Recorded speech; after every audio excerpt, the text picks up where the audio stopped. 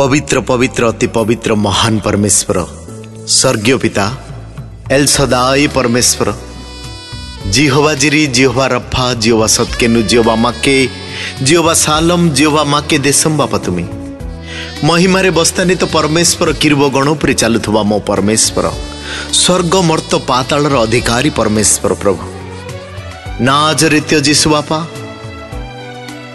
जीशुंको नाम रे मु दीनहीन दास तिरुपति पात्र तुमको हृदय सहित नमस्कार करुछि। प्रिय श्रोतागण प्रभु जीशु ख्रीष्टंकर मधुर नाम रे मु तिरुपति पात्र आपण मानकु नमस्कार जनाए। चारोटी सुसमाचार मध्य रे लूक लिखित सुसमाचार आज मु कहवा पाई जाउछि। जेते मोर ख्रीष्टर थिबा भाई भौणी माने ओ बेजाती भाई भौणी माने जेते जो माने ए वाक्य को सुनुचंती प्रभु आपण मानकु आशीर्वाद करिवे। स्वर्गीय पिता आपण मानकु आशीर्वाद करिवे। मते एवं मोर मिनिस्ट्री को पात्र स्टीवर्डशिप एल सदाई फाउंडेशन को ओ गोस्पेल मिनिस्ट्री को और टीचिंग मिनिस्ट्री को आपण माने प्रार्थना पूर्वक आशीर्वाद करंतु। आज लूक लिखित सुसमाचार मु कहबा पई जाउछि। प्रिय श्रोतागण सुंदर भावरे ए वाक्य मु कहबाकू जाउछि। आपण माने मते एवं मोर मिनिस्ट्री को आशीर्वाद करंतु। आमेन। हे आम मानकर स्वर्गस्थ पिता तुम नाम पवित्र बोली मान्य हो। तुम राज्य आसु जेपरी स्वर्ग रे सेपरी पृथ्वी रे तुमर इच्छा सफल हो। आज आम मानकु प्रयोजनीय आहार दियो। आमे माने जेपरी अपना अपना अपराधी मानकु क्षमा करियछु सेपरी आम मानकर अपराध सब क्षमा करो। परीक्षा आम मानकु आना नहीं मात्र मंदिर रक्षा कर जेणु राज्य पराक्रम और गौरव जुगे जुगे तुम भरी हो। आमीन आमीन आमीन। लूक लिखित सुसमाचार प्रथम पर्व थियोफिलिंक निमंते आरंभा विधि जो माने चक्षुष साक्षी और वाक्यर परिचारक से माने आम मानकु समर्पण करने अनुसारे पद 2 आम मानक मध्य साधित घटनावलीर विवरण अनेक श्रृंखलित रूपे लिपिबद्ध करने को प्रवृत्त होई अछंती।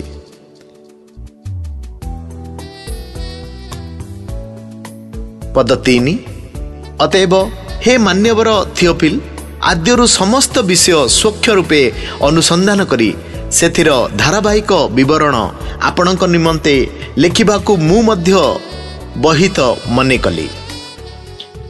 पद 4 जेपरि आपण जे समस्त विषय शिक्षा प्राप्त होई अछंती से सबुर निश्चयता ज्ञात होई पारंती। बाप्तिजिक जहन जन्मर पूर्व सूचना। पद 5 जिहुदा देशर राजा हरदंक समय रे अबिरियंक दलर जिखरिय नामक जने जाजक थिले। तांको भाज्या हरण वंशर कन्या तांकर नाम एलिसाबेथ। पद 6 से माने उभे प्रभुंकर समस्त आज्ञा और विधि अनुसारे निर्देश रूपे आचरण करी ईश्वरंक दृष्टि रे धार्मिक थिले। पद 7 किंतु सेमानंकर संतान नथिला कारण एलिसाबेथ बंध्या थिले पुणी उभयंकर बयस अधिक होई जाइथिला। पद 8 से अपना दलर पाली अनुसारे ईश्वरंकर छामुरे जाजक कार्य करुथिबा समय रे। पद 9 जाजकीय कार्यर रीति अनुसायी गुली बांठ द्वारा तांको प्रभुंक मंदिर रे प्रवेश करी धूप देबाको पड़िला। पद 10 आउ धूप देवा समय रे समस्त जनता बाहरे प्रार्थना करुथिले। पद 11 सेतेबेले प्रभुंकर जने दूत धूपवेदीर दक्षिण पार्श्वरे दंडायमान होई तांको दर्शन देले। पद 12 जिखर्य तांकु देखि उद्विग्न ओ भयग्रस्त हेले। पद 13 किंतु दूत तांकु कहले जिखर्य भय कर नाही, कारण तुम्भर निवेदन सुना जाई अछि आ तुम्भर भार्या एलिसाबेथ तुम्भ निमंते गोटे पुत्र प्रसव करिवे, पुणी तुमे ताहार नाम जहन देवे। जहन देव। पद 14 से तुम्भर आनंद ओ उल्लासर कारण हेब, पुणी अनेक ताहार जन्मरे आनंद करिवे। पद 15 जेणु से प्रभुंक छामरे महान हेब, से द्राक्षारस की सुरा केबे हे पान करिब नाही, पुणी मातार उदररु सुधा पवित्र आत्मारे पूर्ण हेब। पद 16 आउ से इस्राएल रो संतान मानक मध्यरु अनेकंकु प्रभु सेमानकर ईश्वरंक प्रति फेराइब। पद 17 पिता मानक हृदय संतान मानक प्रति ओ अबाध्य मानक धार्मिक मानक ज्ञान रे आचरण करिबा निमंते फेराइबाकू एवं प्रभुंक छामुरे सुसज्जित गोटे प्रजामंडली प्रस्तुत करने से एलियंक आत्मा और शक्ति रे ताहांक आगरे गमन करिवो। पद 18 एथिरे जिखर्य दूतंकु कहले मु केउ चिन्ह द्वारा यह जानिबी, कारण मु तो वृद्ध, पुणी मोहर भाज्यांकर बयस अधिक हेलाणी। पद 19 दूत ताहांकु उत्तर देले मु ग्राब्येल, मु ईश्वरंक साक्षात रे उभा होई थाए आउ तुम्भकु कहिबाकू ओ एही सुसमाचार जणाइबाकू मु प्रेरित होई अछि। पद 20 देख ए समस्त न घटिबा दिन पर्यंत तुमे नीरव रही कथा कहि पारिबो नाही, कारण मोहर जेउ सब वाक्य यथा समय सफल हेबो से सबु तुमे विश्वास कल नाही। पद 21 इति मध्यरे लोक माने जिखर्यंक अपेक्षा रे थिले, आ मंदिर रे ताहांकर विलंब घटिबारे से माने चमकृत होउथिले। पद 22 किंतु से बाहरी आसी से मानकु कथा कहि पारिले नाही, एथिरे से मंदिर रे दर्शन पाई अछंती बोली से माने बुझिले, आउ से मानकु संकेत करिबाकू लागिले ओ मूक होई रहिले। पद 16 परे तांको सेवा पाळीर दिन सबु शेष होते से आपणा गृह को प्रस्थान कले। पद 24 एथि उत्तर तांकर भाज्या एलिसाबेथ गर्भवती हेले, आउ से 5 मास गोपन रे रही कहिले। पद 25 लोकमानंक मध्यरे मोहर अपमान दूर करिबा निमंते प्रभु कृपा दृष्टि करी मो प्रति एपरी करी अछंते। जीशुंक जन्मर पूर्व सूचना। पद 26 परे 6 मासरे गाब्रिएल दूत ईश्वरंक निकट को गालीलीर नाजरित नामक नगर को जने कन्या निकट को प्रेरित हेले। पद 27 दाऊदंक वंशर जोसेफ नामक जने पुरुषंक सहित तांकर विवाह निर्बंध होइतिला, सेही कन्यांकर नाम मरियम। पद 28 से गृह रे प्रवेश करी तांक निकट को आसी कहले आगो अनुग्रह प्रात्री तुमर मंगल हो, प्रभु तुमर सहवर्ती। पद 19 किंतु से एही वाक्य रे अतिशय उद्विग्न होई यह की प्रकार संभाषण बोली मनरे आंदोलन करबाकू लागिले। पद 30 सेथिरे दूत तांकू कहले आगो मरियम भय कर नाही, कारण तुम्भे ईश्वरंक छामुरे अनुग्रह प्राप्त होई अछ। पद 31 आउ देख तुम्भे गर्भ धारण करी गोटे पुत्र प्रसव करिवो ओ तांकर नाम जीशु देव। पद 32 से महान हेबो ओ परात्पर पुत्र बोली ख्यात हेबो, प्रभु ईश्वर ताहांक पिता दाऊदंक सिंहासन दान करिवे। पद 33 से जाकुब वंश उपरे जुगे जुगे राजत्व करिवे, पुणी तांकर राज्यर शेष हेबो नाही। पद 34 किंतु मरियम दूतंकु कहले यह किपरि हेबो, मु तो पुरुष को जाने नहीं। पद 35 दूत तांकु उत्तर देले पवित्र आत्मा तुम्भ उपरे अवतरण करिवे ओ परात्परंकर शक्ति तुम्भ को आवरिबो, एनु जे जात हेबो से पवित्र ओ ईश्वरंकर पुत्र बोली ख्यात हेबो। पद 36 पुणी देख तुम्हर आत्मीय एलिसाबेथ मध्य वृद्धा बयस गोटे पुत्र गर्भरे धारण करी अछंती, जे बेंध्या ବୋଲି ଖ୍ୟାତ ତାଙ୍କର ଏବେ 6ଠ ମାସ ହେଲାଣି। ପଦ 37 କାରଣ ଈଶ୍ୱରଙ୍କ ଠାରୁ ନିର୍ଗତ କୌଣସି ବାକ୍ୟ ଶକ୍ତିହୀନ ହେବ ନାହିଁ। ପଦ 38 ଏଥିରେ ମରିୟମ କହିଲେ, ଦେଖନ୍ତୁ ମୁଁ ପ୍ରଭୁଙ୍କର ଦାସୀ, ଆପଣଙ୍କର ବାକ୍ୟ ଅନୁସାରେ ମୋ ପ୍ରତି ଘଟୁ। ତାପରେ ଦୂତ ତାଙ୍କ ନିକଟରୁ ପ୍ରସ୍ଥାନ କଲେ। ଏଲିସାବେଥଙ୍କ ସହ ମରିୟମଙ୍କର ସାକ୍ଷାତ। ପଦ 39 ଏହି ସମୟରେ ମରିୟମ ଉଠି ପାର୍ବତୀୟ ଅଞ୍ଚଳସ୍ଥ ଜିହୁଦା ପ୍ରଦେଶର ଗୋଟିଏ ନଗରକୁ ଶୀଘ୍ର ଗମନ କଲେ। ପଦ 40 ପୁଣି ଜିଖରିୟଙ୍କ ଗୃହରେ ପ୍ରବେଶ କରି ଏଲିସାବେଥଙ୍କୁ ନମସ୍କାର କଲେ। ପଦ 41 ଆଉ ଏଲିସାବେଥ ମରିୟମଙ୍କ ନମସ୍କାର ଶୁଣିବା ମାତ୍ରେ ଶିଶୁଟି ତାଙ୍କ ଗର୍ଭରେ ନାଚି ଉଠିଲା। ପୁଣି ଏଲିସାବେଥ ପବିତ୍ର ଆତ୍ମାରେ ପୂର୍ଣ୍ଣ ହେଲେ। ପଦ 42 ଅତି ଉଚ୍ଚ ସ୍ୱରରେ କହିଲେ, ନାରୀମାନଙ୍କ ମଧ୍ୟରେ ତୁମେ ଧନ୍ୟ, ପୁଣି ଧନ୍ୟ ତୁମ ଗର୍ଭର ଫଳ। ପଦ 43 ଆଉ ମୋ ପ୍ରଭୁଙ୍କର ମାତା ଯେ ମୋ ନିକଟକୁ ଆସିବେ, ମୋର ଏହି ସୌଭାଗ୍ୟ କେଉଁଠାରୁ ହେଲା?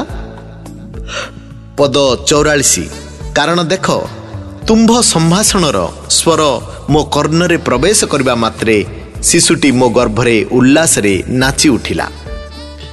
ପଦ 45 ଯେ ବିଶ୍ୱାସ କରେ ସେ ଧନ୍ୟ, କାରଣ ପ୍ରଭୁଙ୍କ ଠାରୁ ତାଙ୍କୁ ଯାହା ଯାହା କୁହାଯାଇଅଛି ସେ ସବୁ ସଫଳ ହେବ।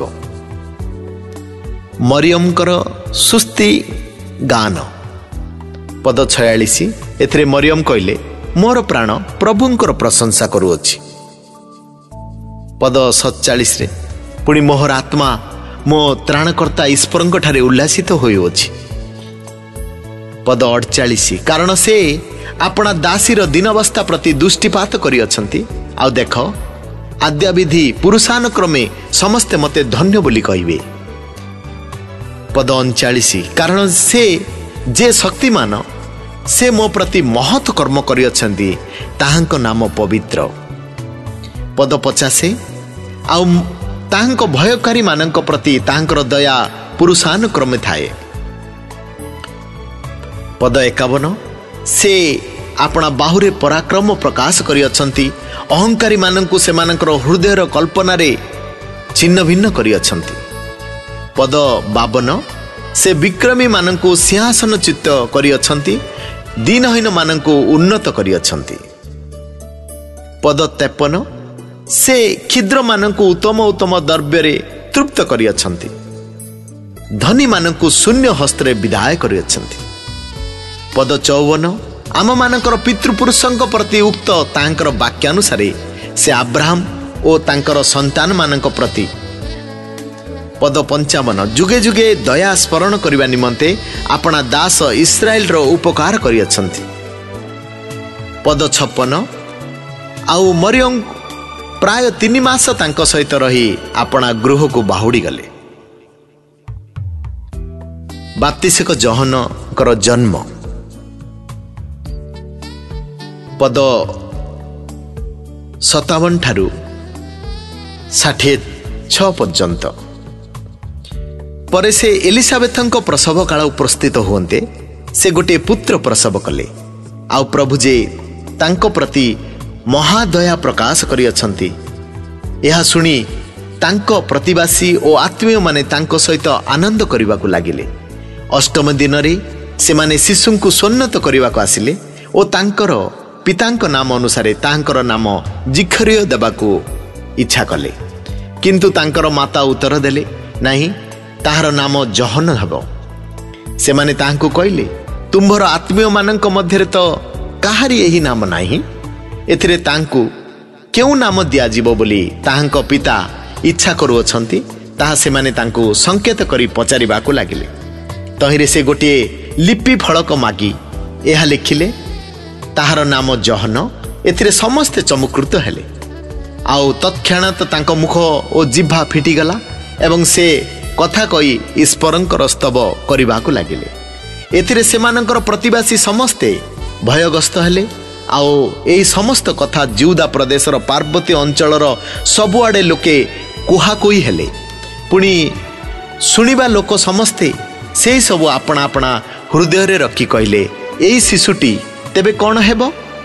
कारण प्रभुंक हस्त तांकर सहवर्ती।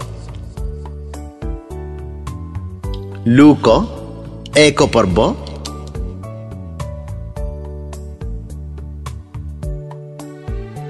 66 ठारू 80 पर्यंत जिखरियंकर भाववाणी। आउ ताहांक पिता जिखरिय पवित्र आत्मारे पूर्ण होई एही भाववाणी कहले, धन्य प्रभु इस्राएल ईश्वर, कारण से कृपा दृष्टि करी अपना लोक मानक निमंते मुक्ति साधन करी अछंती। से अपना दास दाऊदंक वंशरे आम मानक निमंते परित्राण श्रृंग उत्थापन करी पूरा कालरू अपना पवित्र भाववादी मानकर मुख द्वारा जेपरी कहिथिले सेपरी आम मानकर शत्रु मानक ठारू ओ आम मानकर समस्त घृणाकारी हस्तरू परित्राण साधन करी अछंती। जेपरी से आम मानकर पितृपुरुष मानक प्रति दया व्यवहार करती, आम मानकर पिता अब्राहम को निकटरे जो शपथ करथिले अपना से पवित्र नियम स्मरण करती। पुणी जेपरी शत्रु हस्तरू उद्धार पाई निर्भरे जावजीवन तांक छामुरे साधुता और धार्मिकतारे तांकर उपासना करबा निमंते आम मानक अनुग्रह करती। आउ हे शिशु, तू मध्य परात्परंकर भाववादी बोली ख्यात हेबु, कारण अंधकार और मृत्यु छाया बसी लोकंकु आलोक देवा निमंते पुणी आम मानकर पद शांति पथ को आनिबा निमंते आम मानकर ईश्वरंकर जो स्नेहपूर्ण करुणा हेतु आम मानक प्रति ऊर्ध्वरु सूर्योदय हबो। सेही स्नेहपूर्ण करुणा हेतु प्रभुंक लोक मानंकु सेमानंक पाप मोचन द्वारा परित्राण ज्ञान देवा निमंते तू ताहांक पथ प्रस्तुत करने ताहांकर अग्रगामी हेबु। पुणी शिशु वृद्धि पाई आत्मारे शक्तिमान हेबाकु लागिले एवं इस्राएल निकटरे प्रकाशित न हेबा पर्यंत प्रांतरे रहिले।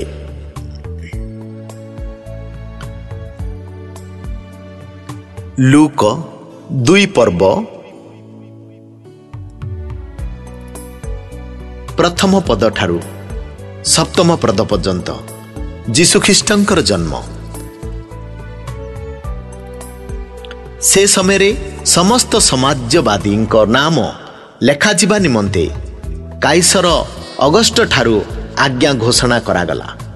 सूर्यार शासनकर्ता किरणीय समय प्रथम थर ए नाम लेखा होइथिला। सेति निमंते समस्ते नाम लिखिबा पाई आपना आपना नगर को जाउथिले।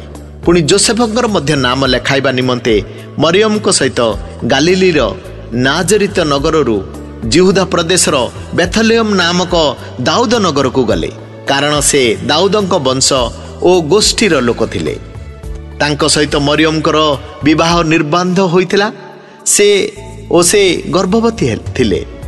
से माने से स्थान रे थिबा समय रे तांकर प्रसव काल उपस्थित हला।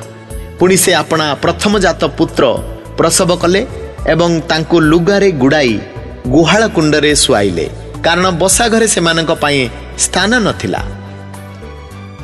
लूक 2 पर्व 8 ठारू 21 पर्यंत मेषपालक ओ स्वर्गदूत गण।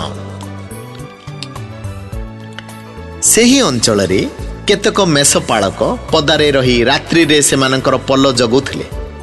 प्रभुंकर जन दूत सेमानक निकटरे उपस्थित हले। पुणी प्रभुंकर गौरवर ज्योति सेमानकर चतुर्दिगरे प्रकाशित हला। आउ सेमाने अतिशय भयग्रस्त हेले।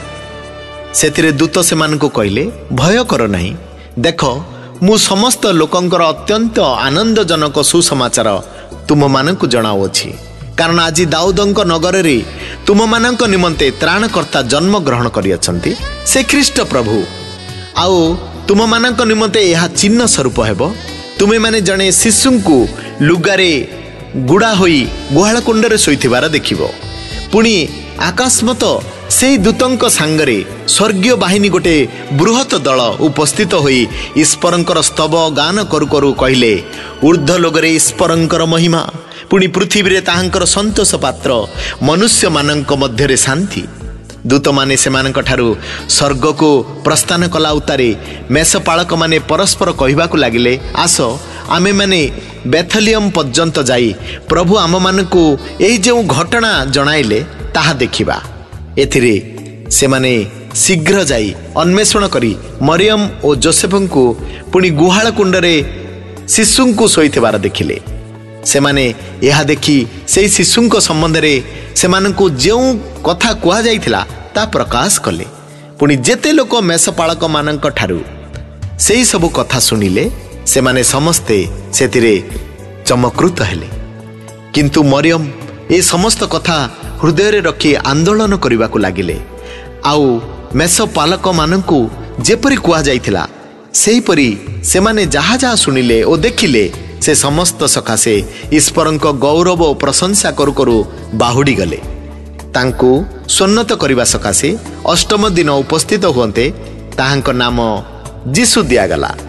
एही नाम तांक स्वर गर्भस्थ हेबा पूर्वरु दूतंक द्वारा दिया जाइथिला। लूक 2 पर्व 22 ठारू 38 पर्यंत। मंदिर रे शिशु जीसु परे जेतेबेले मूसांक व्यवस्था अनुसारे सेमानकर सूची हेबा समय पूर्ण हैला सेतेबेले प्रत्येक प्रथम जात पु संतान प्रभुंक उद्देश्य रे पवित्र बोली गणित हेबो। प्रभुंक व्यवस्था शास्त्र अनुसारे लिखित एही आज्ञा अनुसारे सेमाने तांकू प्रभुंक उद्देश्य रे उत्सर्ग करबा निमंते और प्रभुंक व्यवस्था शास्त्र रे उल्लेखित उक्ति अनुसारे 2टी घुगु बा 2टी काप्ता छुआ बलिदान करबा सकाशे ताहांकू जेरुसलाम को घेनी गले। आउ देख जेरुसलाम रे सिमियोन नामक जने धार्मिक और भक्त व्यक्ति थिले। से इस्राएल रो संतान अपेक्षा करुथिले। पुणी पवित्र आत्मा ताहांक ठारे अधिष्ठान करिथिले। प्रभुंकर अभिषिक्तंकर दर्शन न पाइले तांकर जे मृत्यु हेब नाही पवित्र आत्मांक द्वारा तांको एही प्रत्यादेश दिया जाइथिला। से आत्मांक द्वारा चालित होई मंदिर को आसिले। पुणी शिशु जीशुंक पितामाता जेतेबेले ताहांक विषय व्यवस्थार विधि अनुଯାयी क्रिया करबा निमंते ताहांकू भीतर को आनिले। सेतेबेले से ताहांकू कोଳରେ घेनी ईश्वरंकर स्तव करी कहिले, हे प्रभु एबे तुम्बे आपणा वाक्य अनुसारे निज दास को शांति रे प्रस्थान करबा को देउअछ। कारण मोहर नेत्र तुमर परित्राण देखि अछि, जहा तुम्बे समस्त लोकंक सम्मुख रे प्रस्तुत करी बेजाति मानंक प्रति सत्य प्रकाशर क ज्योति पुणी तुम्भ लोक इस्राएल रो गौरव स्वरूप करिअछ। ताहांक संबंधी कथित समस्त विषय ताहांकर पितामाता चमकृत होउथिले। आउ सिमियोन सेमानंको आशीर्वाद करी ताहांक माता मरियम को कहले, देख जेपरि अनेक हृदयर भाव प्रकाशित हुए सेथिपाई ए शिशु इस्राएल मध्य अनेकंकर पतन ओ उत्थान निमंते एवं जहा विरुद्ध रे कथा कुहा जीवो एपरि चिन्ह हेबा निमंते निरूपित। पुणी तुम निज प्राण को मध्य खड़ग विद्ध करिवो। आउ हान्ना नामनी जने भाववादिनी थिले। से असेर वंश जो फिनुएलंकर कन्या तांकर अनेक बयस होइतिला। से कुमारी अवस्था परे 7 वर्ष स्वामी सहित बास करथिले ओ 84 वर्ष पर्यंत विधवा होई रहिथिले। से मंदिर परित्याग करी न करी उपवास और निवेदन सह दिवारात्र उपासना करुथिले। सेही दंडरे से उपस्थित होई ईश्वरंकर स्तुतिवाद करू करू जेरुसलामर मुक्ति अपेक्षा थिबा समस्तंकु ताहांक विषय कहबाकू लागिले। लूक 2 पर्व 39 ठारू 40 पर्यंत। नाजरीत्य को प्रत्यावर्तन परे से माने प्रभुंकर व्यवस्था अनुଯାୟୀ समस्त क्रिया संपन्न करी गालिली की निज नगर नाजरीत को बाहुड़ी गले। आउ शिशु वृद्धि पाइबा को लागिले और ज्ञान रे पूर्ण हो शक्तिमान हेले। पुणी ईश्वरंकर अनुग्रह तांकर उपरे थिला। लूक 2 पर्व 41-52 पर्यंत मंदिर रे बालक जीशु तांको पितामाता प्रति वर्ष निस्तार पर्व समय जेरुसालेम को जाउथिले। तांकर 12 वर्ष समय से माने पर्वर रीति अनुसार सेठाकु यात्रा कले। पर्वर समय समाप्त करी जेतेबेले से माने बाहुडी आसुथिले सेतेबेले बालक जीशु जेरुसालेम रे रही गले। आउ ताहांको पितामाता ताहा जानि नथिले, किंतु से सहयात्री मानक सांगरे अछंती बोली मने करी से माने दिन जाकर बाट चली गले। पुणी आत्मीय और परिचित लोक मानक मध्यरे ताहांकर अन्वेषण करने को लगिले। आउ ताहांको न पाई खोजु खोजु जेरुसालेम को लेउटी गले। 3 दिन परे से माने ताहांको मंदिर रे पाइले। से पंडित मानक मध्यरे बसी से मानकर कथा सुनुथिले ओ से मानक प्रश्न पचारुथिले। आउ जेते लोक ताहांकर कथा सुनुथिले समस्ते ताहांकर बुद्धि ओ उत्तर रे आचंबित होउथिले। से माने ताहांको देखि आश्चर्यजनित हेले। आउ ताहांकर माता ताहांको कहले, पुअरे आम मानक प्रति काहींकि एपरि व्यवहार कलु? देख तोर बापा ओ मु अतिशय कातर होई तते खोजु अछु। एतिरे से मानक कहले, काहींकि तुमे माने मते खोजुथलो? मोर पितांको गृह रे रहिबा जे मोर कर्तव्य यह कौन जानि नथिला? किंतु से मानक जेउ कथा कहले ता से माने बुझिले नाही। परे से मानक सांगरे बाहुडी नाजरेत को आसिले ओ से मानकर बसीभूत होई रहिले। पुणी तांको माता ए समस्त कथा सावधान रूपे अपना हृदय रे रखिले। आउ जीशु ज्ञान रे ओ शरीर रे पुणी ईश्वरंक ओ मनुष्य मानकर अनुग्रह रे वृद्धि रे पाइले। लूक 3 पर्व 1 ठारू 22 पर्यंत बाप्तिजिक जहनर प्रचार। बाप्तिजिक जहनंकर प्रचार। तिबिरिय काइसरंक राजत्वर 5-10 वर्ष जेतेबेले पांतिओ पिलात जिहुदा प्रदेशर शासनकर्ता ओ हरद गालिलीर सामंत राजा थिले। आउ तांको भ्राता फिलिप इतुरिया ओ तरखोनीति प्रदेशर पुणी लुसानिया अबिलनीर सामंत राजा थिले। एवं हानान ओ कायाफा महाजाजक थिले। सेतेबेले ईश्वरंकर वाक्य प्रांतर रे जिखेरियंक पुत्र जहनक निकट रे उपस्थित हैला। सेतिरे से जर्धनर निकटवर्ती समस्त अंचल को जाई पाप क्षमा निमंते मन परिवर्तनर बाप्तिस घोषणा करने को लगिले। जेपरी जिसाय भाववादी शास्त्र रे लिखित अछि, प्रांतर रे उच्च शब्द करुथुवा जनकर स्वर, प्रभुंक पथ प्रस्तुत कर, ताहांक राजदांड सड़क कर। प्रत्येक उपत्यका पूर्ण करा जिवो, पुणी प्रत्येक पर्वत उपपर्वत नीच करा जिवो। वक्र पथ सबु सड़क हेबो, आ उच्च नीच भूमि समतल पथरे परिणीत हो। पुणी समस्त मर्त्य ईश्वरंकर परित्राण देखिबे। अतएव से तांको द्वारा बाप्तिजित हेबा निमंते बाहुडी बाहरी आसुथुवा लोक समूह को कहले, रे काल सर्पर वंश, आगामी क्रोधरु पलायन करबा निमंते किए तुम मानकु चेतना देला? एणु मन परिवर्तनर उपयुक्त फल उत्पन्न कर। पुणी अब्राहम आम मानकर पिता मने मने सुधा एपरि कुह नाही, कारण मु तो तुम मानकु कहूची ईश्वर ए पत्थर गुड़ाकरू अब्राहम को निमंते संतान उत्पन्न करि पारंते। आउ एबे सुधा गछ गुड़िक मूल रे काहुड़ी लगी अछि। अतएव जे कौनसी गछ फल भल फल न फले ता हणा जाई नियार पका जीवो।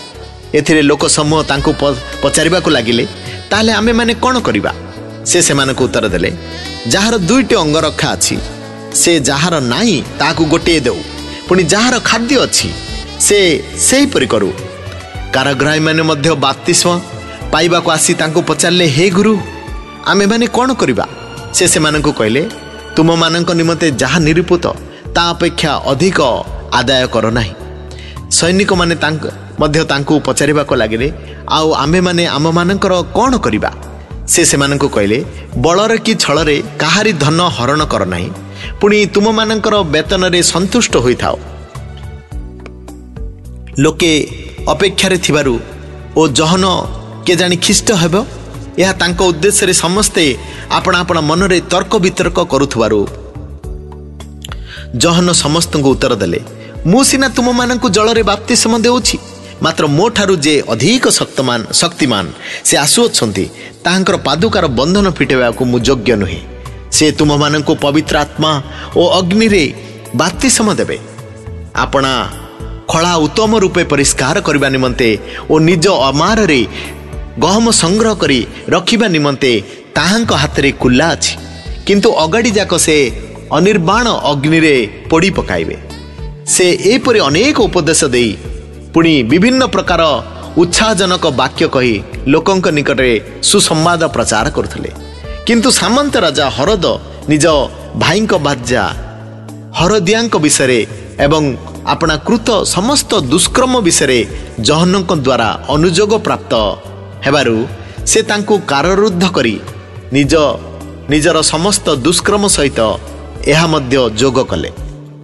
ସମସ୍ତ ଲୋକ ବାପ୍ତିଜିତ ହେଲା ଉତ୍ତାରେ ଯୀଶୁ ମଧ୍ୟ ବାପ୍ତିଜିତ ହୋଇ ପ୍ରାର୍ଥନା କରୁଥିବା ସମୟରେ ଆକାଶ ଉନ୍ମୁକ୍ତ ହେଲା। ପୁଣି ପବିତ୍ର ଆତ୍ମା ଦୈହିକ ଭାବେ କୋପତ ପରି ତାଙ୍କ ଉପରକୁ ଓହ୍ଲାଇ ଆସିଲେ। ଆଉ ଆକାଶରୁ ଏହି ବାଣୀ ହେଲା, ତୁମ୍ଭେ ଆମ୍ଭର ପ୍ରିୟ ପୁତ୍ର, ତୁମଠାରେ ଆମ୍ଭର ପରମ ସନ୍ତୋଷ।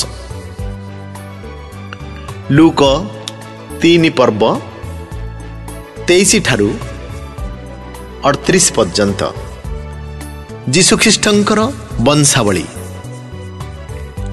ଯୀଶୁ କାର୍ଯ୍ୟ ଆରମ୍ଭ କରିବା ସମୟରେ ତାହାଙ୍କୁ ପ୍ରାୟ 30 ବର୍ଷ ବୟସ ହୋଇଥିଲା।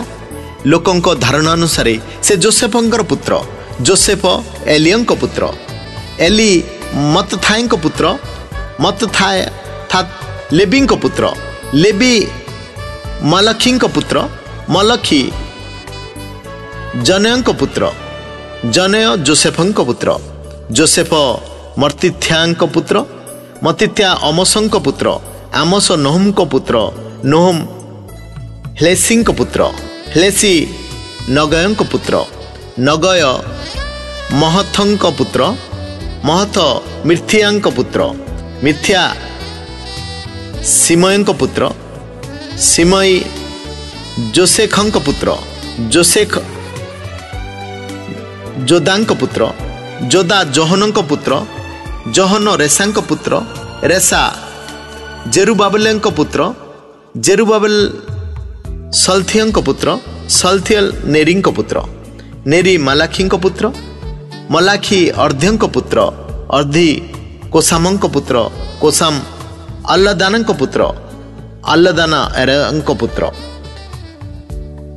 ଏର ଜିଉସଙ୍କ ପୁତ୍ର, ଜିଉସିଓ ଏଲିଜାଙ୍କ ପୁତ୍ର, ଏଲିଜାୟର ଜୋରିୟମଙ୍କ ପୁତ୍ର, ଜୋରିୟମ ମଥାୟଙ୍କ ପୁତ୍ର, ମଥାୟ ଲେବିଙ୍କ ପୁତ୍ର, ଲେବି ସିମିଓନଙ୍କ ପୁତ୍ର, ସିମିଓନ ଜିଉଦାଙ୍କ ପୁତ୍ର, ଜିଉଦା ଯୋସେଫଙ୍କ ପୁତ୍ର, ଯୋସେଫ ନାମନାଙ୍କ ପୁତ୍ର, ଜୋନାମ ଏଲିଆକିମଙ୍କ ପୁତ୍ର, ଏଲିଆକିମ୍ ମଲାହଙ୍କ ପୁତ୍ର, ମଲାହ ମାନ୍ନାଙ୍କ ପୁତ୍ର, ମାନ୍ନା ମାର୍ଥାଙ୍କ ପୁତ୍ର, ମାର୍ଥା ନାଥଙ୍କ ପୁତ୍ର, ନାଥନ ଦାଉଦଙ୍କ ପୁତ୍ର, ଦାଉଦ ଜିସଙ୍କ ପୁତ୍ର, ଜିସୟ ଓବେଦଙ୍କ ପୁତ୍ର, ଓବେଦ ବୋୟଜଙ୍କ ପୁତ୍ର, ବୋୟଜ ସେଲହଙ୍କ ପୁତ୍ର, ସେଲହ ନୋହସନଙ୍କ ପୁତ୍ର, ନୋହସନ ଅମିନାଦାବଙ୍କ ପୁତ୍ର, ଅମିନାଦାବ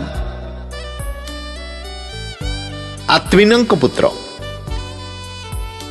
ଆତ୍ମିନ ଅର୍ନିଙ୍କ ପୁତ୍ର, ଅର୍ନି ହୋସ୍ରଙ୍କ ପୁତ୍ର, ହୋସ୍ରଣ ଫେରସଙ୍କ ପୁତ୍ର, ଫେରସ ଜିଉଦାଙ୍କ ପୁତ୍ର, ଜିଉଦା ଜାକୁବଙ୍କ ପୁତ୍ର, ଜାକୁବ ଇସାହଙ୍କ ପୁତ୍ର, ଇସାକ ଆବ୍ରାହମଙ୍କ ପୁତ୍ର, ଆବ୍ରାହମ ଥେରହଙ୍କ ପୁତ୍ର, ଥେରହ ନୋହରଙ୍କ ପୁତ୍ର, ନୋହର ସୁରୁଗଙ୍କ ପୁତ୍ର, ସୁରୁଗ ରୁଗୁଙ୍କ ପୁତ୍ର, ରୁଗୁ ଫେଲଗଙ୍କ ପୁତ୍ର, ଫେଲଗ ଏବରଙ୍କ ପୁତ୍ର, ଏବର ସେଲହଙ୍କ ପୁତ୍ର, ସେଲହ କୋନନଙ୍କ ପୁତ୍ର, କୋନନ ଆଫ୍ରାଦଙ୍କ ପୁତ୍ର, ଆଫ୍ରାଦକ ସେମଙ୍କ ପୁତ୍ର, ସେମ ନୋହଙ୍କ ପୁତ୍ର, ନୋହ ଲେବଖଙ୍କ ପୁତ୍ର, ଲେମଖ ମେଥୁ ସେଲହଙ୍କ ପୁତ୍ର, ମିଥୁସେଲହ ହୋନକଙ୍କ ପୁତ୍ର, ହୋନକ ଜେରେଦଙ୍କ ପୁତ୍ର, ଜେରେଦ ମଲହଲେଙ୍କ ପୁତ୍ର,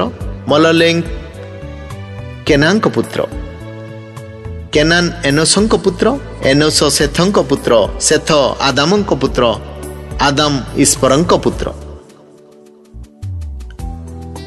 ଲୁକ 4 ପର୍ବ 1 ଠାରୁ 13 ପର୍ଯ୍ୟନ୍ତ ଯୀଶୁଙ୍କ ପରୀକ୍ଷା। ଯୀଶୁ ପବିତ୍ର ଆତ୍ମାରେ ପୂର୍ଣ୍ଣ ହୋଇ ଜର୍ଦ୍ଦନରୁ ବାହୁଡ଼ିଲେ ଏବଂ 40 ଦିନ ପର୍ଯ୍ୟନ୍ତ ଆତ୍ମାଙ୍କ ଦ୍ୱାରା ପ୍ରାନ୍ତରରେ ଚାଳିତ ହୋଇ ଶୈତାନ କର୍ତ୍ତୃତ୍ୱ ପରୀକ୍ଷିତ ହେଉଥିଲେ। ଏହି ସମସ୍ତ ଦିନ ସେ କିଛି ଭୋଜନ କଲେ ନାହିଁ। ଆଉ ସେହି ସବୁ ଦିନ ଶେଷ ହୁଅନ୍ତେ ସେ କ୍ଷୁଧିତ ହେଲେ। ସେଥିରେ ଶୈତାନ ତାଙ୍କୁ ଆସି କହିଲା, ତୁମେ ଯେବେ ଈଶ୍ୱରଙ୍କ ପୁତ୍ର, ତେବେ ଏହି ପଥରକୁ ରୋଟି ହେବା ପାଇଁ ଆଜ୍ଞା ଦିଅ। ଯୀଶୁ ତାଙ୍କୁ ଉତ୍ତର ଦେଲେ, ଲେଖା ଅଛି, ମନୁଷ୍ୟ କେବଳ ରୁଟିରେ ବଞ୍ଚିବ ନାହିଁ। ଆଉ ସେ ତାହାଙ୍କୁ ଉପରକୁ ଘେନିଯାଇ ଏକ ମୁହୂର୍ତ୍ତ ମଧ୍ୟରେ ପୃଥିବୀର ସମସ୍ତ ରାଜ୍ୟ ତାଙ୍କୁ ଦେଖାଇଲା।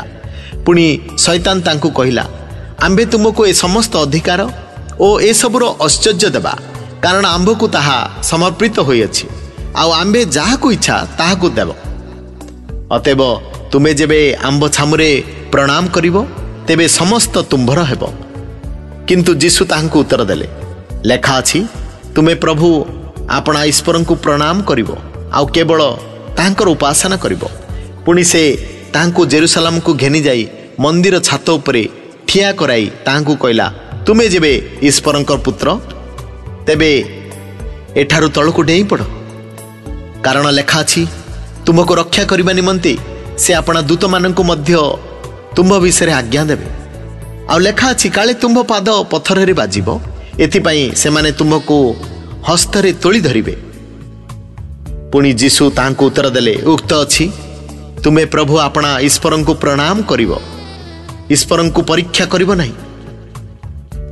ଶୈତାନ ସମସ୍ତ ପ୍ରକାର ପରୀକ୍ଷା ସମାପ୍ତ କଲା ଉତ୍ତାରେ କିଛି କାଳ ପର୍ଯ୍ୟନ୍ତ ତାହାଙ୍କୁ ପରିତ୍ୟାଗ କରି ଚାଲିଗଲା। ଲୁକ 4 ପର୍ବ 14-15 ଯୀଶୁଙ୍କ ସେବା କାର୍ଯ୍ୟ ଆରମ୍ଭ। ଏଥି ଉତ୍ତାରେ ଯୀଶୁ ଆତ୍ମାଙ୍କ ଶକ୍ତିରେ ଗାଲିଲି କି ବାହୁଡ଼ି ଗଲେ, ଆଉ ଚତୁର୍ଦିଗସ୍ଥ ସମସ୍ତ ଅଞ୍ଚଳରେ ତାହାଙ୍କର ଖ୍ୟାତି ବ୍ୟାପିଗଲା। ପୁଣି ସେ ସେମାନଙ୍କର ସମାଜ ଗୃହରେ ଶିକ୍ଷା ଦେଇ ସମସ୍ତଙ୍କ ଠାରୁ ଗୌରବ ପାଇବାକୁ ଲାଗିଲେ। ଲୁକ 4 ପର୍ବ 16 ଠାରୁ 30 ପର୍ଯ୍ୟନ୍ତ ନାଜରିତରେ ଯୀଶୁ ଉପେକ୍ଷିତ। ସେ ଯେଉଁ ନାଜରିତରେ ପ୍ରତିପାଳନ ହେଉଥିଲେ, ସେ ସ୍ଥାନକୁ ଇତିମଧ୍ୟରେ ଗଲେ ଓ ଆପଣା ରୀତି ଅନୁସାରେ ବିଶ୍ରାମ ବାରରେ ସମାଜ ଗୃହରେ ପ୍ରବେଶ କଲେ ଆଉ ପାଠ କରିବା ନିମନ୍ତେ ଠିଆ ହେଲେ।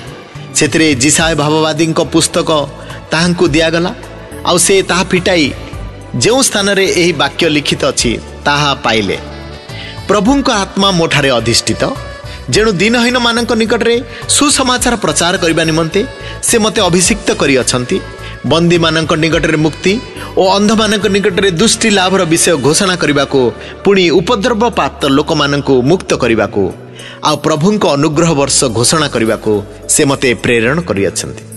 ପରେ ସେ ପୁସ୍ତକ ବନ୍ଦ କରି ପରିଚାରକଙ୍କୁ ତାହା ଫେରାଇ ଦେଇ ଉପବେଶନ କଲେ, ଆଉ ସମାଜ ଗୃହରେ ସମସ୍ତଙ୍କ ଦୃଷ୍ଟି ତାଙ୍କ ଉପରେ ସ୍ଥିର ହୋଇ ରହିଲା। ପୁଣି ସେ ସେମାନଙ୍କୁ କହିବାକୁ ଲାଗିଲେ, ଆଜି ଧର୍ମଶାସ୍ତ୍ର ଏହି ବାକ୍ୟ ତୁମମାନଙ୍କର କର୍ଣ୍ଣଗୋଚରରେ ସଫଳ ହେଲା। ଆଉ ସମସ୍ତେ ତାହାଙ୍କ ସମ୍ବନ୍ଧରେ ସାକ୍ଷ୍ୟ ଦେବାକୁ ଲାଗିଲେ ଓ ତାହାଙ୍କର ମୁଖ ନିର୍ଗୃତ ଅନୁଗ୍ରହର ବାକ୍ୟରେ ଚମତ୍କୃତ ହେଲେ। ପୁଣି ସେମାନେ କହିବାକୁ ଲାଗିଲେ, ଏ କ'ଣ ଯୋସେଫଙ୍କର ପୁତ୍ର ନୁହେଁ? ସେଥିରେ ସେ ସେମାନଙ୍କୁ କହିଲେ, ତୁମେମାନେ ନିଶ୍ଚୟ ମୋତେ ଏହି ପ୍ରବାଦ ବାକ୍ୟ କହିବ, ହେ ବୈଦ୍ୟ, ଆପେ ଆପଣାକୁ ସୁସ୍ଥ କର। କଫରନାହୁମରେ ଯାହା ଯାହା ଘଟିଅଛି ବୋଲି ଆମେମାନେ ଶୁଣିଅଛୁ, ସେହିସବୁ ଏହି ସ୍ଥାନରେ ନିଜ ପୈତୃକ ନଗରରେ ମଧ୍ୟ କର। ପୁଣି ସେ କହିଲେ, ମୁଁ ତୁମମାନଙ୍କୁ ସତ୍ୟ କହୁଛି, କୌଣସି ଭାବବାଦୀ ନିଜ ପୈତୃକ ନଗରରେ ଗ୍ରାହ୍ୟ ହୁଅନ୍ତି ନାହିଁ। କିନ୍ତୁ ମୁଁ ତୁମମାନଙ୍କୁ ସତ୍ୟ କହୁଛି, ଏଲିୟଙ୍କ ସମୟରେ ଯେତେବେଳେ 3 ବର୍ଷ 6 ମାସ ପର୍ଯ୍ୟନ୍ତ ଆକାଶ ରୁଦ୍ର ହେବାରୁ ସମସ୍ତ ଦେଶରେ ମହାଦୁର୍ଭିକ୍ଷ ପଡ଼ିଥିଲା, ସେତେବେଳେ ଇସ୍ରାଏଲ ମଧ୍ୟରେ ଅନେକ ବିଧବା ଥିଲେ। ତଥାପି ଏଲିୟ ସେମାନଙ୍କର କାହାରି ନିକଟକୁ ପ୍ରେରିତ ନ ହୋଇ କେବଳ ସିଦୋନ ଦେଶର ସାରିଫତକୁ ଜଣେ ବିଧବା ସ୍ତ୍ରୀ ନିକଟକୁ ପ୍ରେରିତ ହେଲେ। ପୁଣି ଭାବବାଦୀ ଏଲିସାଙ୍କ ସମୟରେ ଇସ୍ରାଏଲ ମଧ୍ୟରେ ଅନେକ କୁଷ୍ଠି ଥିଲେ, ତଥାପି ସେମାନଙ୍କ ମଧ୍ୟରୁ କେହି ସୂଚୀ କରାଯାଇନଥିଲେ। କେବଳ ସୁରିଆ ଦେଶୀୟ ନାମାନ ସୂଚୀ କରାଯାଇଥିଲେ। ସମାଜ ଗୃହରେ ଏସବୁ କଥା ଶୁଣୁ ଶୁଣୁ ସମସ୍ତେ କ୍ରୋଧରେ ପରିପୂର୍ଣ୍ଣ ହେଲେ। ପୁଣି ସେମାନେ ଉଠି ତାଙ୍କୁ ନଗରରୁ ବାହାର କରିଦେଲେ ଏବଂ ସେମାନଙ୍କର ନଗର ଯେଉଁ ପର୍ବତ ଉପରେ ସ୍ଥାପିତ ଥିଲା ସେଥିର ତୀଖ ସ୍ଥାନକୁ ତଳକୁ ପକାଇ ଦେବା ନିମନ୍ତେ ତାହାଙ୍କୁ ସେଠାକୁ ଘେନିଗଲେ, କିନ୍ତୁ ସେ ସେମାନଙ୍କ ମଧ୍ୟ ଦେଇ ଗମନ କରି ଚାଲିଗଲେ।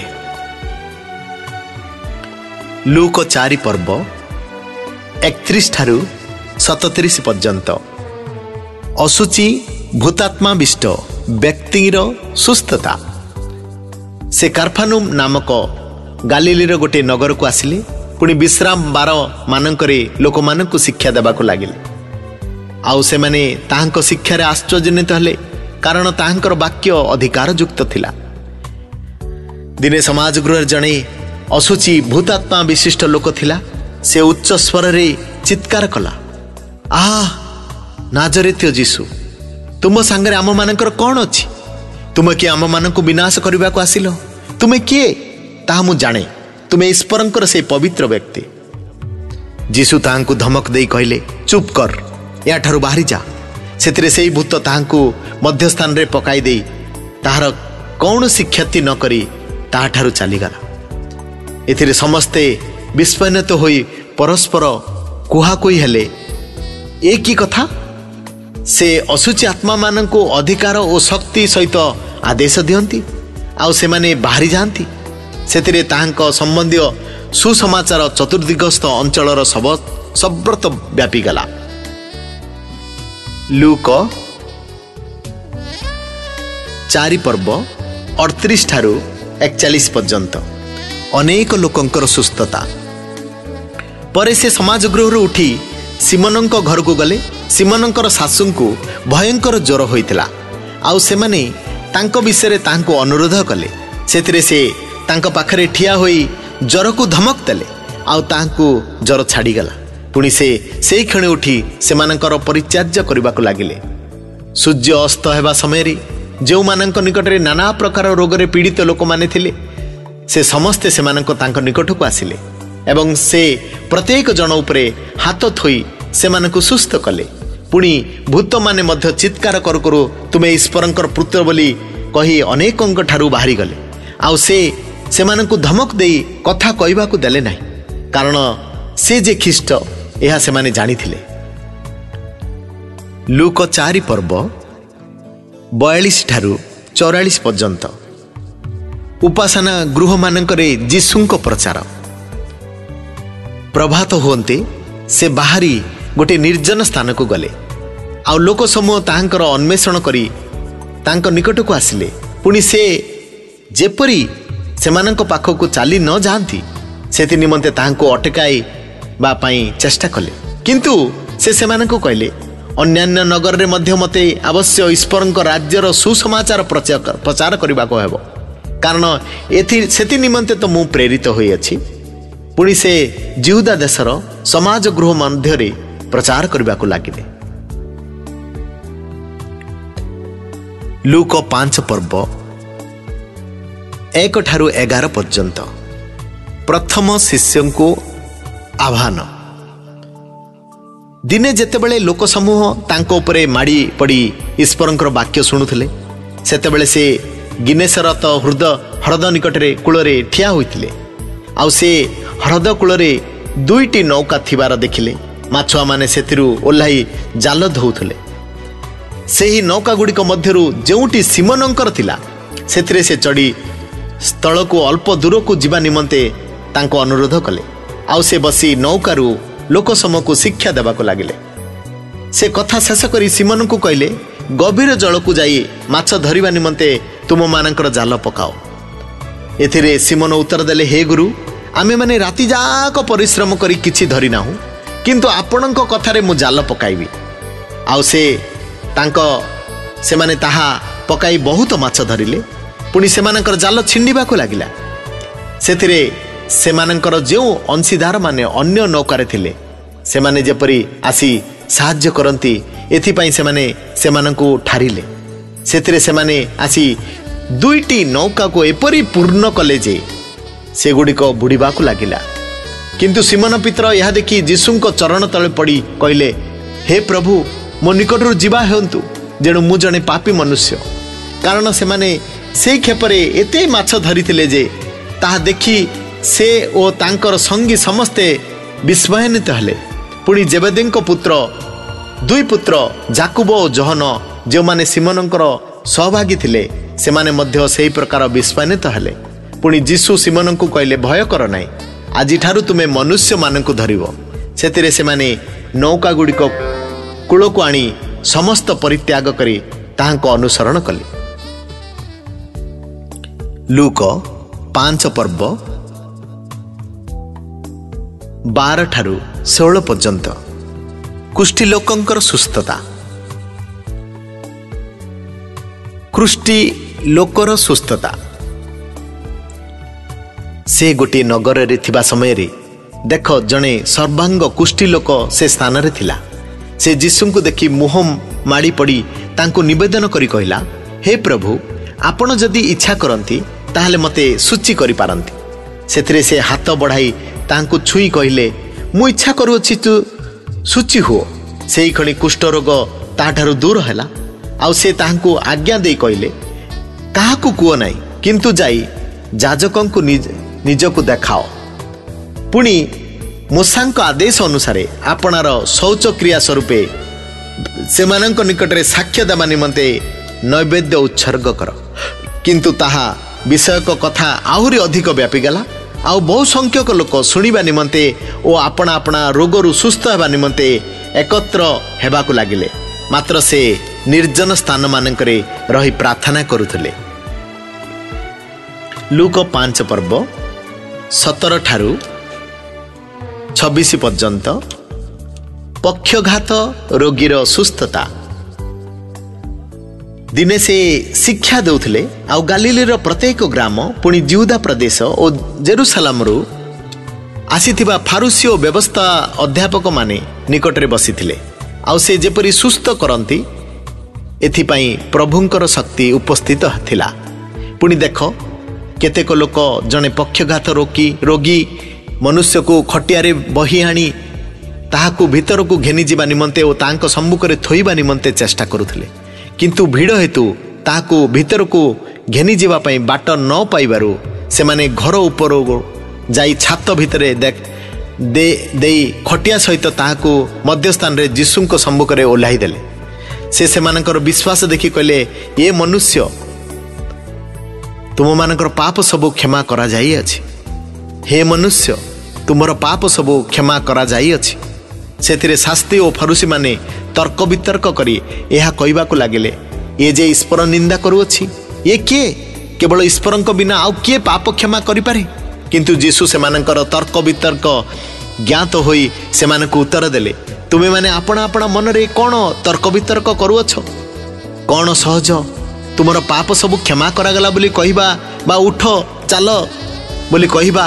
କିନ୍ତୁ ପୃଥିବୀରେ ପାପ କ୍ଷମା କରିବାକୁ ମନୁଷ୍ୟ ପୁତ୍ରଙ୍କ ଯେ ଅଧିକାର ଅଛି, ଏହା ଯେପରି ତୁମେମାନେ ଜାଣିପାର। ଏଥିପାଇଁ ସେ ପକ୍ଷଘାତ ରୋଗୀକି କହିଲେ, ମୁଁ ତୁମକୁ କହୁଅଛି, ଉଠ, ନିଜ ଖଟିଆ ଘେନି ଆପଣା ଘରକୁ ଯାଅ। ସେଥିରେ ସେ ତତ୍କ୍ଷଣାତ ସେମାନଙ୍କ ସାକ୍ଷାତରେ ଉଠି ଯାହା ଉପରେ ସେ ଶୋଇଥିଲା ତାହା ଘେନି ଈଶ୍ୱରଙ୍କର ମହିମା କୀର୍ତ୍ତନ କରୁ କରୁ ନିଜ ଗୃହକୁ ଚାଲିଗଲା।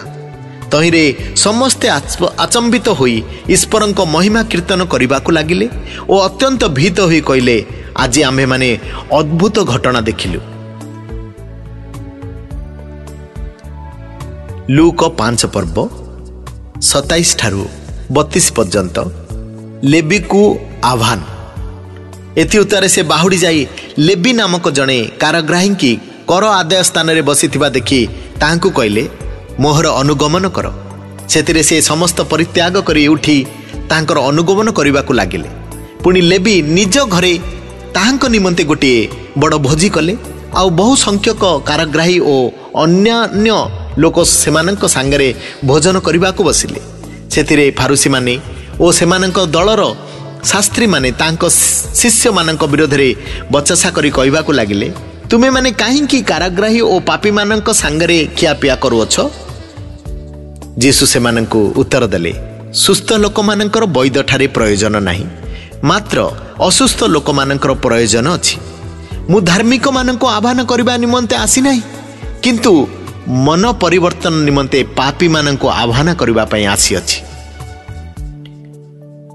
लूक 5 पर्व 33 ठारू 39 पर्यंत उपवास प्रसंग।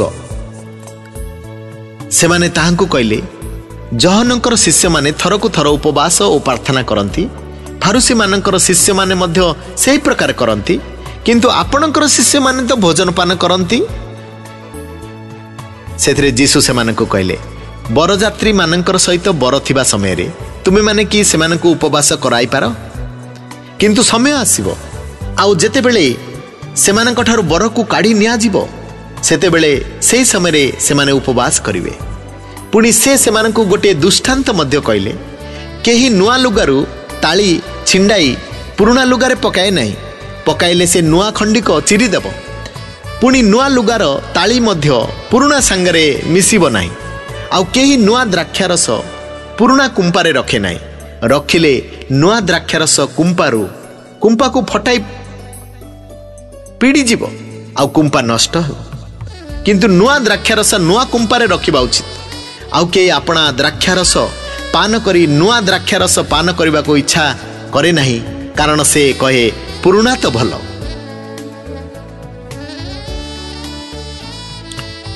लूक 6 पर्व 1 ठारू 5 पद पर्यंत विश्राम बारर प्रभु। थरे विश्राम बारे से शस्य क्षेत्र दे जाउथबा समय रे तांकर शिष्य माने सीसा छिंडाई हाथ रे मळी खाउथले। किंतु फारुसी मानक मध्यरु केतेक कहिले, विश्राम बारे रे जहा करिबा विधि संगत नुहे, ताहा तुमे माने काहींकी करूअछ? जीसु सेमानक उत्तर देले, दाऊद और ताहांकर संगी माने क्षुदित हेबा समय रे से कौन करथिले ता सुधा कि तुमे माने पाठ करि नाउ?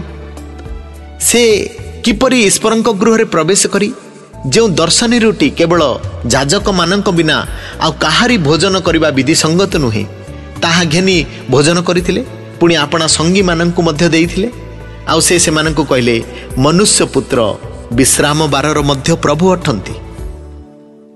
लूक 6 पर्व 6 ठारू 11 पर्यंत शुष्क हस्त विशिष्ट व्यक्तिर सुस्थता। आउ से आउ गोटे विश्राम बारे समाज गृह प्रवेश करी शिक्षा देउथिले।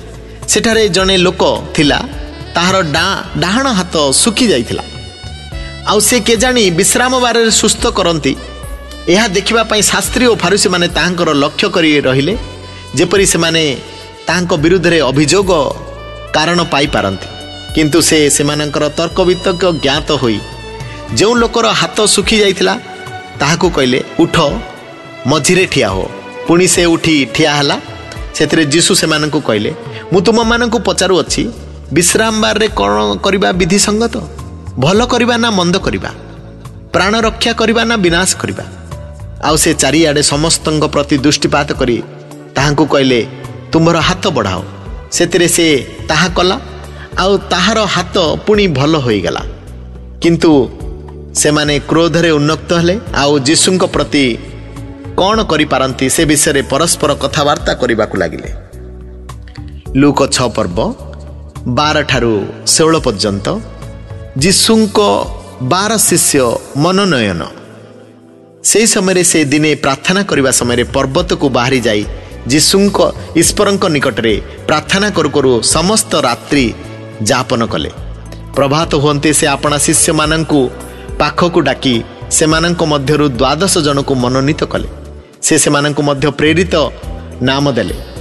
सेमाने सिमोन जाकु से मध्य पितर नाम देले, आउ ताहा भ्राता अंद्रिय, जाकुब ओ जहन, फिलिप ओ बार्थलिम, जहन ओ थोमा, आलफिम को पुत्र जाकुब ओ सिमोन जाकु उद्योगी बोली कहंती, जाकुबक पुत्र जिहुदा ओ इस्कारित्य जिहुदा जे तांकु शत्रु हस्तरे समर्पण कला।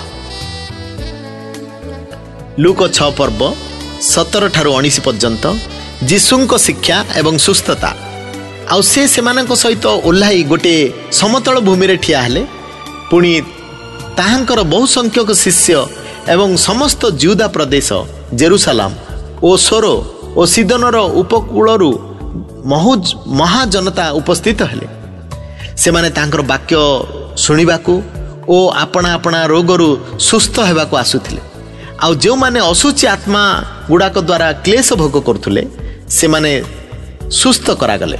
पुणी लोक समूह तांको स्पर्श करने को चेष्टा करुले कारण तांक ठारू शक्ति निर्गत होई समस्त को सुस्थ करुला।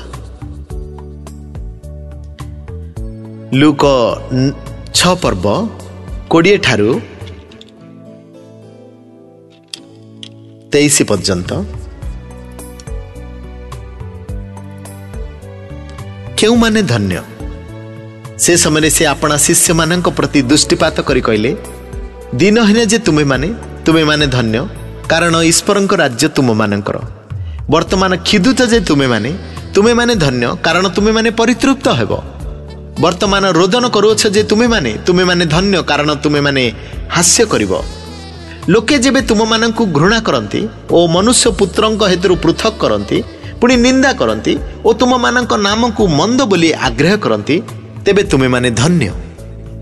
से दिन आनंद करी नृत्य कर कारण देख स्वर्ग तुम मानकर पुरस्कार प्रचुर। आउ सेही परि तो से मानकर पितृपुरुष माने भाववादी मानक प्रति करुथिले। लूक 6 पर्व 24 पद ठारू 36 पर्यंत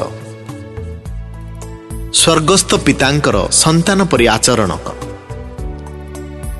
किंतु हाय दंडर पात्री धनी जे तुम्हें माने कारण तुम्हें माने अपना अपना सुख भोग करियछ। हाय दंडर पात्र वर्तमान परितृप्त जे तुम्हें माने कारण तुम्हें माने क्षुदित हब। हाय दंडर पात्र वर्तमान हास्य करुअछ जे तुम्हें माने कारण तुम्हें माने शोक और रोदन करिवो। जेतेबेले लोक समस्ते तुम मानकर सुख्याति करती सेतेबेले हाय तुम्हें माने दंडर पात्र। सेहीपरि तो सेमानकर पितृपुरुष माने भंड भाववादी मानक प्रति करुथिले। किंतु श्रवण करुअछ जे तुम्हें माने तुम मानक मु कहूछि तुम मानकर शत्रु मानक प्रेम कर। जो माने तुम मानक घृणा करती से मानकर मंगल कर। जो माने तुम मानक अभिशाप दियंती से मानक आशीर्वाद कर। जो माने तुम मानक अपमान करती से मानक निमंते प्रार्थना कर।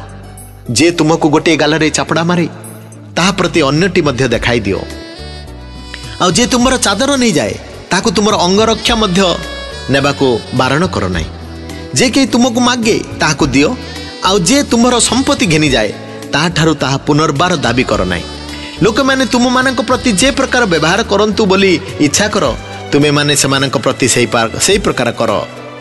पुणी जो माने तुम मानक प्रेम करंती से मानक प्रेम कले तुमे माने कि अनुग्रह पाइबो कारण पापी माने सुद्धा अपना अपना प्रेमकारी मानक प्रेम करती।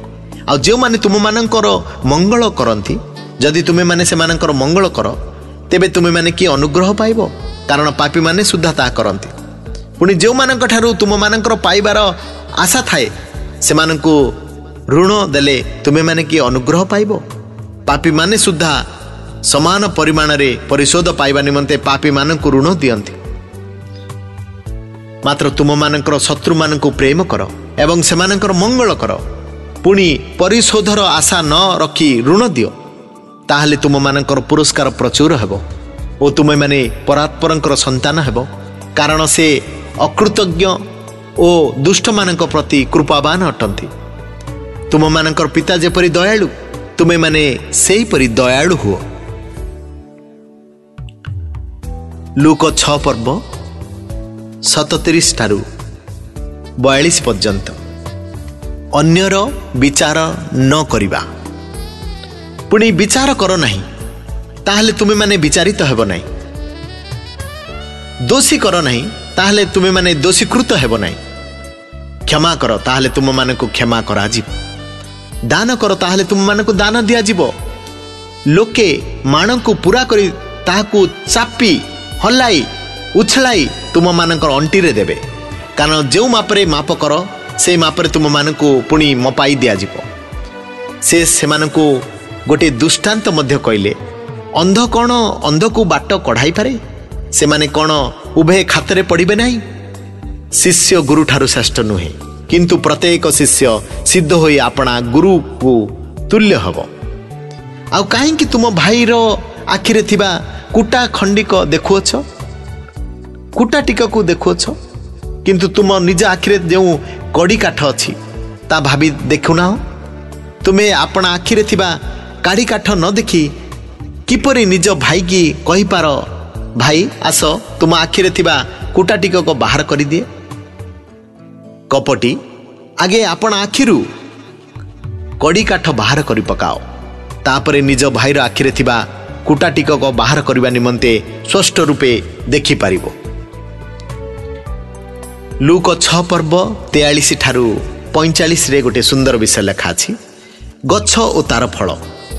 कारण एपरी कौन सी भल गछ नाही जहाँकि मंद फल फले, अन्य पक्षरे एपरी कौन सी मंद गछ नाही जहाँकि भल फल फले। कारण प्रत्येक गछ निजर फल द्वारा चिन्हा जाए। कंटा गछरु तो लोक माने डिमिरी तोलंती नाही, किंबा कंटा बुदारू द्राक्षा फल तोलंती नाही। उत्तम लोक आपणा हृदय रूप उत्तम भंडार उत्तम पदार्थ बाहर करे, पुणी मंद लोक मंद भंडार मंद पदार्थ बाहर करे, कारण हृदयर पूर्णतारू मुख कथा कहे। लूक 6 पर्व 46 ठारू 49 पर्यंत, दुई गृह निर्माणकारी आ तुमे माने कहीं मते प्रभु प्रभु बोली संबोधन करुअछ, मात्र मोहर वाक्य पालन करूना।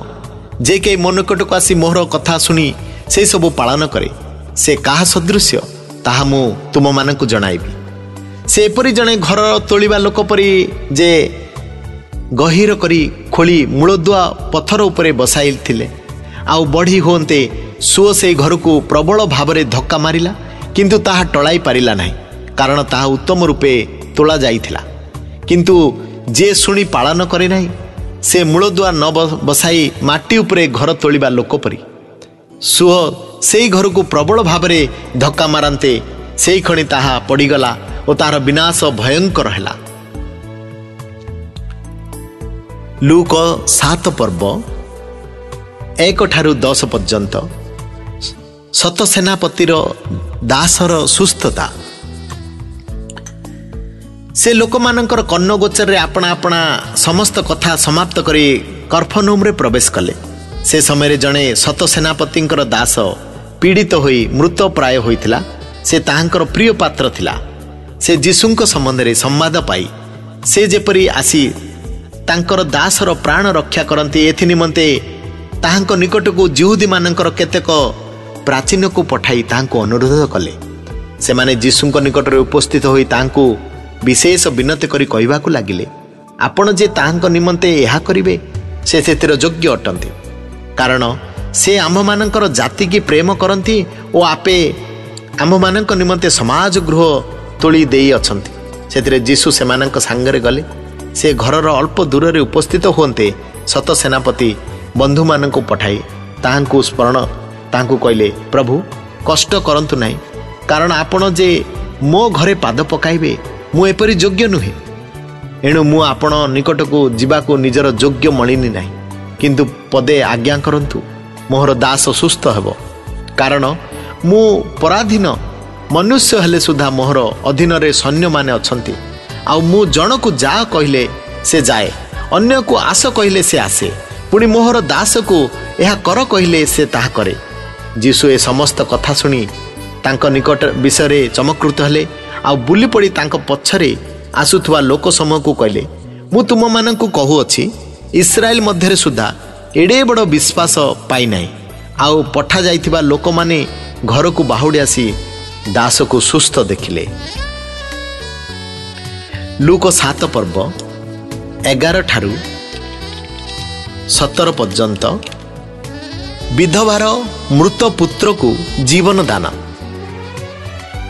एथि उतारे से नाइन नामक नगर को गमन कले। आउ तांकर शिष्य माने ओ बहु संख्यक लोक तांक संगरे जाउथिले। से नगर द्वार निकट रे उपस्थित होते देख लोके जड़े मृत मनुष्य को बाहर को बही आणुले। से आपणा मातार एकमात्र पुत्र, पुणी से ही स्त्री विधवा, आउ नगरर बहु संख्यक लोक ताहांक सांगरे थिले। तांकु देखि प्रभु तांक प्रति दयारे विगलित होई ताकु कहले, रोदन कर नाई। आउ से निकट को जाई कोकेई छुईले। पुणी बाहक माने ठिया होते से कहले, युवक मु तुम मानक कहूची, मु तुम्भको कहूची, उठ। से मृत लोकटी उठी बसिला आउ कथा कहवाक लागिला। पुणी से ताहांकु ताहार मातार हस्तरे समर्पण कले। एथिरे समस्ते भयग्रस्त हेले आउ ईश्वरंकर महिमा कीर्तन करू करू कहवाक लागिले, आम मानक मध्यरे जड़े महान भाववादी उत्थित होई अछंती एवं ईश्वर आपणा लोकंक प्रति कृपा दृष्टि करी अछंती। पुणी ताहांक विषय यही कथा समस्त जिहुदा देशरे और चतुर्दिग समस्त अंचल रे व्यापी गला। लूक 7 अध्याय 18 ठारू 35 पर्यंत। लूक 7 पर्व 18 पद ठारू 35 पर्यंत बाप्तिजिक जहन को द्वंद्व। परे जहनकर शिष्य माने ए समस्त विषय तांकु जणाइले। सेतिरे जहन आपणा शिष्य मानक मध्यरु 2 जन को आपणा को डाकी प्रभुंक निकट को यह कही पठाइले, जहांकर आगमन हेबो सेई व्यक्ति की आपण अब आमे माने अन्य जनकर अपेक्षा रे रहिबु। से लोक माने तांक निकट रे उपस्थित होई कहले, बाप्तिजिक जहन आम्भ मानको आपणक निकट को यही कही पठाई अछंती, जहांकर आगमन हेबो सेई व्यक्ति की आपण अब आमे माने अन्य जनकर अपेक्षा रे रहिबु। सेई समय से अनेकंकु रोग पीड़ा और दुष्ट आत्मा मानक ठारू सुस्थ कले। पुणे अनेक अंध को दृष्टि प्रदान कले। से मानक उत्तर देले, तुमे माने जाई जहा जहा देखिल और शुणिल से सबू जहन को जनाओ। अंध माने दृष्टि पाती, खंज माने गमन करती, कुष्टि माने सूची होती, बधिर माने श्रवण करती, मृत माने उत्थापित होती, दरिद्र मानक निकट रे सुसमाचार प्रचारित हुए। आ जे कई मोठारे विघ्नर कारण न पाए से धन्य। जहनकर दूत माने प्रस्थान कला उतारे से जहन सम्बन्धरे लोक समूह को कहवाक लगिले, तुमे माने कौन देखिबा पई प्रांतर को बाहरी जाइथिल? कौन पवन रे दौलुथुबा गोटे नल? ताहा तो हेले तुमे माने कौन देखिबा पई बाहरी जाइथिल? कौन स्वच्छ वस्त्र परिहित जने व्यक्ति की? देख, जो माने सुंदर वस्त्र परिधान करी विशेष सुखरे कालक्षेपण करती से माने राजवटीरे थांती। ताहा नहले कौन देखिबा निमंते बाहरी जाइथिल? कौन जने भाववादी की? मु तुम मानक सत्य कहूछि, भाववादी मानक अपेक्षा अधिक श्रेष्ठ व्यक्ति की, जहां विषय यह लेखा अछि। देख, आम्भे अपना दूतों को तुम आगे प्रेरण करुअछु। से तुम्भ संबंध रे तुम्हर पथ प्रस्तुत करिवो, तुम्भ सम्मुख से पथ प्रस्तुत करिवो। से यही व्यक्ति मु तुम मानक कहूछि, स्त्री गर्भजात समस्तक मध्य जहनक ठारू महान केही नांती, तथापि ईश्वरक राज्य रे जे क्षुद्रतम से ताहांक ठारू महान। यह शुणी समस्त लोक एपरिकी काराग्राही माने सुद्धा जहनक बाप्तिजित हवा को ईश्वर को यथार्थ बोली स्वीकार कले। किंतु फारुसी माने ओ व्यवस्था शास्त्र ज्ञान माने तांक द्वारा बाप्तिजित न होई आपना आपना संबंध रे ईश्वरक संकल्प आग्रह कले। तेबे मु कहा संगरे वर्तमान पुरुष लोक मानक तुलना करिबी? पुणी से माने काहार तुल्य? जेउ पिला माने हाट बाजार रे बसी परस्पर को डाकी कहती, आमे माने तुम मानक निकट रे बंसी बजाइलु, तुमे माने नाचिल नाही, आमे माने विलाप कलु, तुमे माने कांदिल नाही। से माने सेमानक परी, कारण बाप्तिजिक जहन आसी रोटी खाइले नाही ओ द्राक्षारस पीले नाही, आ तुमे माने कहूअछ से भूतग्रस्त। मनुष्य पुत्र आसी भोजन पान करती, आ तुमे माने कहूअछ देख ये जने पेटुक ओ मदुआ काराग्राही ओ पापी मानकर बंधु। मात्र ज्ञान आपना समस्त संतानक द्वारा यथार्थ बोली प्रमाणित हैला। लूक 7 पर्व 36 ठारू 50 पर्यंत, 36 पद ठारू 50 पद पर्यंत। पापिनी स्त्री लोकर पाप क्षमा।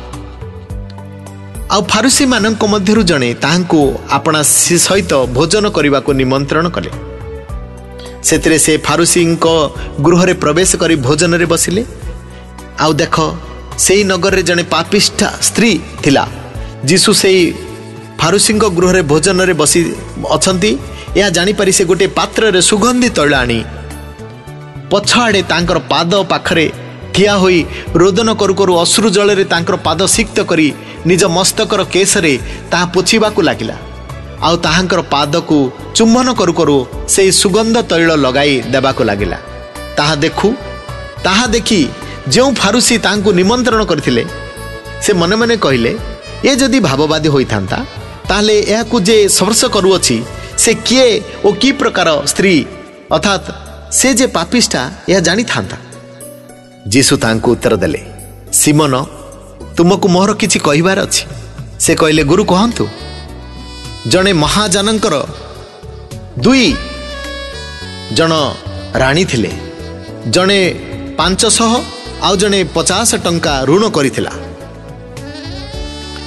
ପରିଶୋଧ କରିବାକୁ ସେମାନଙ୍କର କିଛି ନଥିବାରୁ ସେ ଉଭୟଙ୍କର ଋଣ ଛାଡ଼ିଦେଲେ। ଏଣୁ ସେମାନଙ୍କ ମଧ୍ୟରୁ କିଏ ତାହାକୁ ଅଧିକ ପ୍ରେମ କରିବ? ସିମୋନ ଉତ୍ତର ଦେଲେ, ମୋର ବୋଧ ହୁଏ ସେ ଯାହାର ଅଧିକ ଋଣ ଛାଡ଼ିଦେଲେ ସେ ତାହାଙ୍କୁ କହିଲେ, ତୁମେ ଯଥାର୍ଥ ବିଚାର କଲ। ଆଉ ସେ ସେଇ ସ୍ତ୍ରୀ ପ୍ରତି ମୁଖ ଫେରାଇ ସିମୋନଙ୍କୁ କହିଲେ, ଏଇ ସ୍ତ୍ରୀ କି ଦେଖୁଅଛ? ମୁଁ ତୁମ ଗୃହକୁ ଆସିଲି, ତୁମେ ମୋର ପାଦ ପାଇଁ ପାଣି ଦେଲ ନାହିଁ, କିନ୍ତୁ ଏ ଅଶ୍ରୁ ଜଳରେ ମୋର ପାଦ ସିକ୍ତ କରି ନିଜ କେଶରେ ତାହା ପୋଛିଦେଲା।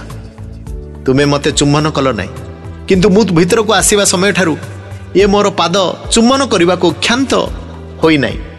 ତୁମେ ମୋର ମସ୍ତକରେ ତୈଳ ଲଗାଇଲ ନାହିଁ, କିନ୍ତୁ ଏ ମୋର ପାଦରେ ସୁଗନ୍ଧି ତୈଳ ଲଗାଇଲା।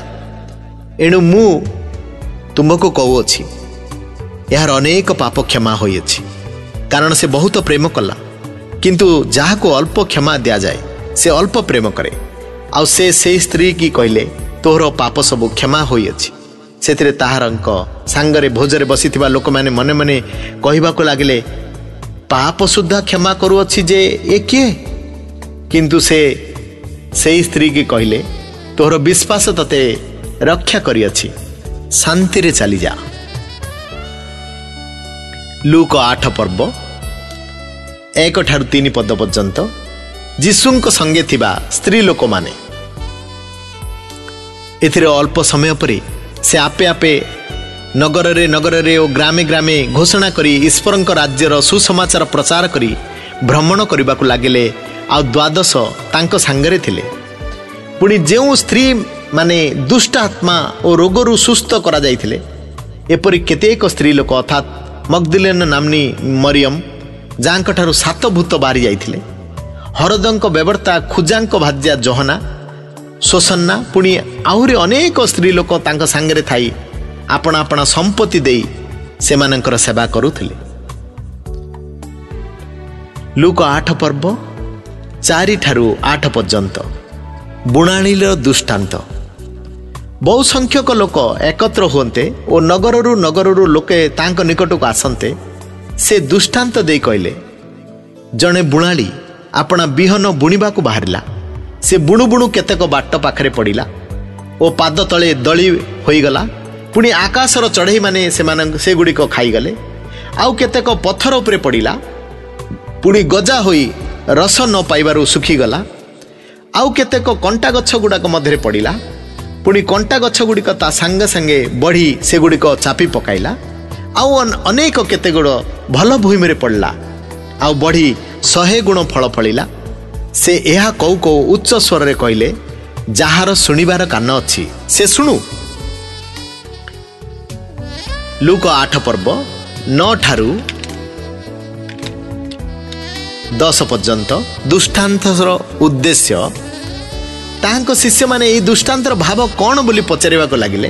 ସେଥିରେ ସେ କହିଲେ, ଈଶ୍ୱରଙ୍କ ରାଜ୍ୟର ନିଗୂଢ଼ ତତ୍ତ୍ୱ ସମୂହ ଜାଣିବା ନିମନ୍ତେ ତୁମମାନଙ୍କୁ ଶକ୍ତି ଦିଆଯାଇଅଛି, କିନ୍ତୁ ଅନ୍ୟମାନଙ୍କୁ ଦୃଷ୍ଟାନ୍ତରେ କୁହାଯାଏ, ଯେପରି ସେମାନେ ଦେଖୁ ଦେଖୁ ଦେଖିବେ ନାହିଁ ଓ ଶୁଣୁ ଶୁଣୁ ବୁଝିବେ ନାହିଁ।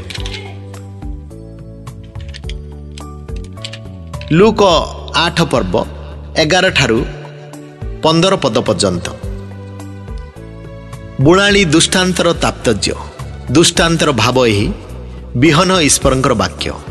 ଆଉ ଯେଉଁମାନେ ବାଟ ପାଖରେ ଅଛନ୍ତି ସେମାନେ ବାକ୍ୟ ଶୁଣନ୍ତି। ତାହାପରେ ଶୈତାନ ଆସି ଯେପରି ସେମାନେ ବିଶ୍ୱାସ କରି ପରିତ୍ରାଣ ନ ପାଆନ୍ତି ଏଥି ନିମନ୍ତେ ସେମାନଙ୍କର ହୃଦୟରୁ ବାକ୍ୟ ହରଣ କରିନିଏ। ପୁଣି ଯେଉଁମାନେ ପଥର ଉପରେ ଅଛନ୍ତି ସେମାନେ ବାକ୍ୟ ଶୁଣି ଆନନ୍ଦରେ ଗ୍ରହଣ କରନ୍ତି, କିନ୍ତୁ ସେମାନଙ୍କର ଚେର ନଥିବାରୁ ସେମାନେ ଅଳ୍ପ ସମୟ ବିଶ୍ୱାସ କରନ୍ତି ଓ ପରୀକ୍ଷା ସମୟରେ ଧର୍ମ ତ୍ୟାଗୀ ହୁଅନ୍ତି।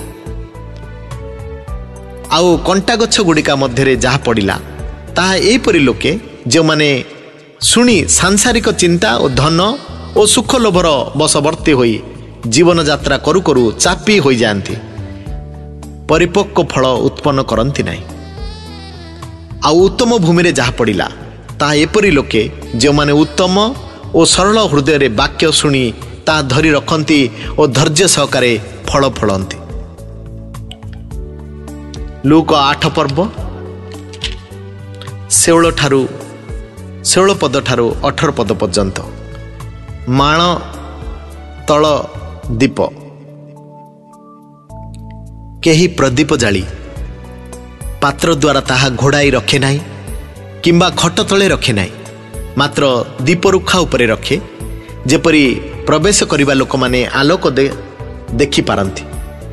କାରଣ ଯାହା ପ୍ରକାଶିତ ନ ହେବ ଏପରି ଗୁପ୍ତ ବିଷୟ କିଛି ନାହିଁ, ଆଉ ଯାହା ଜଣାଯାଇ ପ୍ରକାଶ ନ ପାଇବ ଏପରି ଗୁପ୍ତ ବିଷୟ କିଛି ନାହିଁ। ଅତଏବ କିପରି ଶୁଣୁଅଛ ସେ ବିଷୟରେ ସାବଧାନ, କାରଣ ଯାହାର ଅଛି ତାକୁ ଦିଆଯିବ, ଆଉ ଯାହାର ନାହିଁ ସେ ଯାହା ନିଜର ଅଛି ବୋଲି ମନେ କରେ ତାହା ସୁଦ୍ଧା ତାଠାରୁ ନିଆଯିବ। ଲୁକ 8 ପର୍ବ 19 ଠାରୁ 21 ପଦ ପର୍ଯ୍ୟନ୍ତ। ଯୀଶୁଙ୍କ ମା ଓ ଭାଇମାନେ ତାହାଙ୍କ ମା ଓ ଭାଇମାନେ ତାଙ୍କ ନିକଟକୁ ଆସିଲେ, କିନ୍ତୁ ଲୋକ ଗହଳି ହେତୁରୁ ତାଙ୍କୁ ସହିତ ସାକ୍ଷାତ କରିପାରୁନଥିଲେ। ସେଥିରେ ତାହାଙ୍କୁ ଏହି ସମ୍ବାଦ ଦିଆଗଲା, ଆପଣଙ୍କର ମା ଓ ଭାଇମାନେ ଆପଣଙ୍କ ସହିତ ଦେଖା କରିବାକୁ ଇଚ୍ଛା କରି ବାହାରେ ଠିଆ ହୋଇଅଛନ୍ତି। କିନ୍ତୁ ସେ ସେମାନଙ୍କୁ ଉତ୍ତର ଦେଲେ, ଯେଉଁମାନେ ଈଶ୍ୱରଙ୍କର ବାକ୍ୟ ଶୁଣନ୍ତି ଓ ପାଳନ କରନ୍ତି ସେମାନେ ମୋର ମା ଓ ଭାଇମାନେ।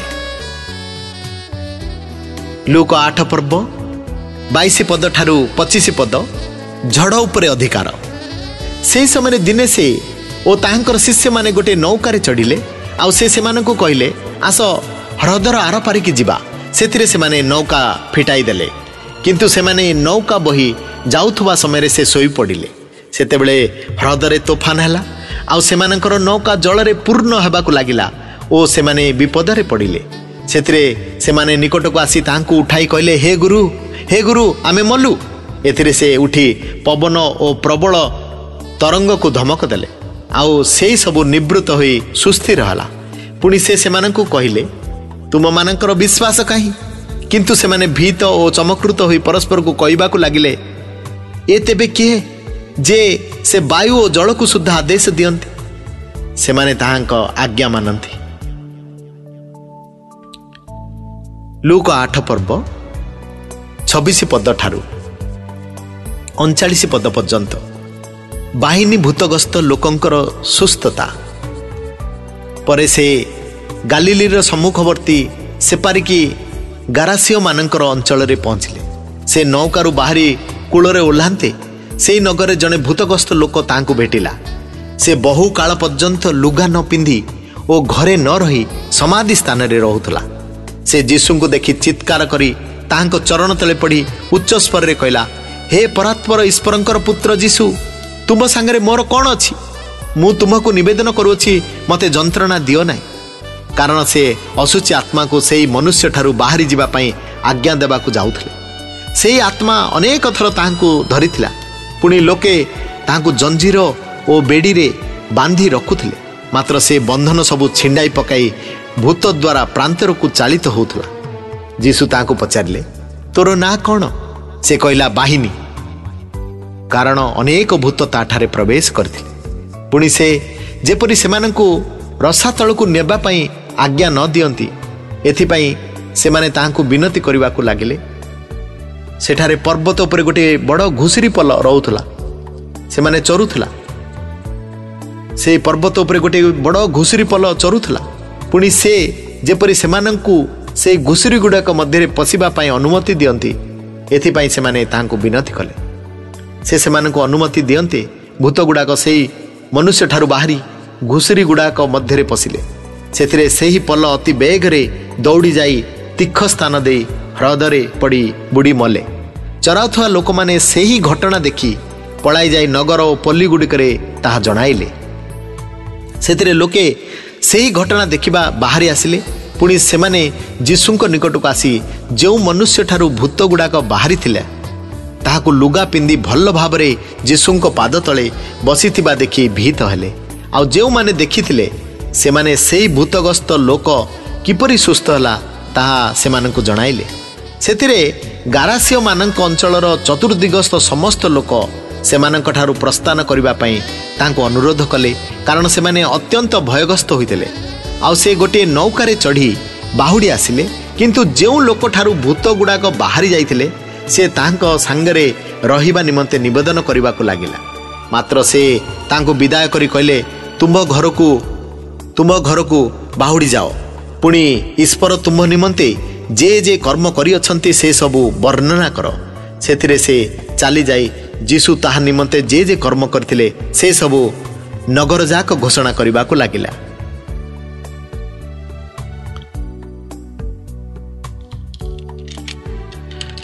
लूक 8 पर्व 40 पद ठारू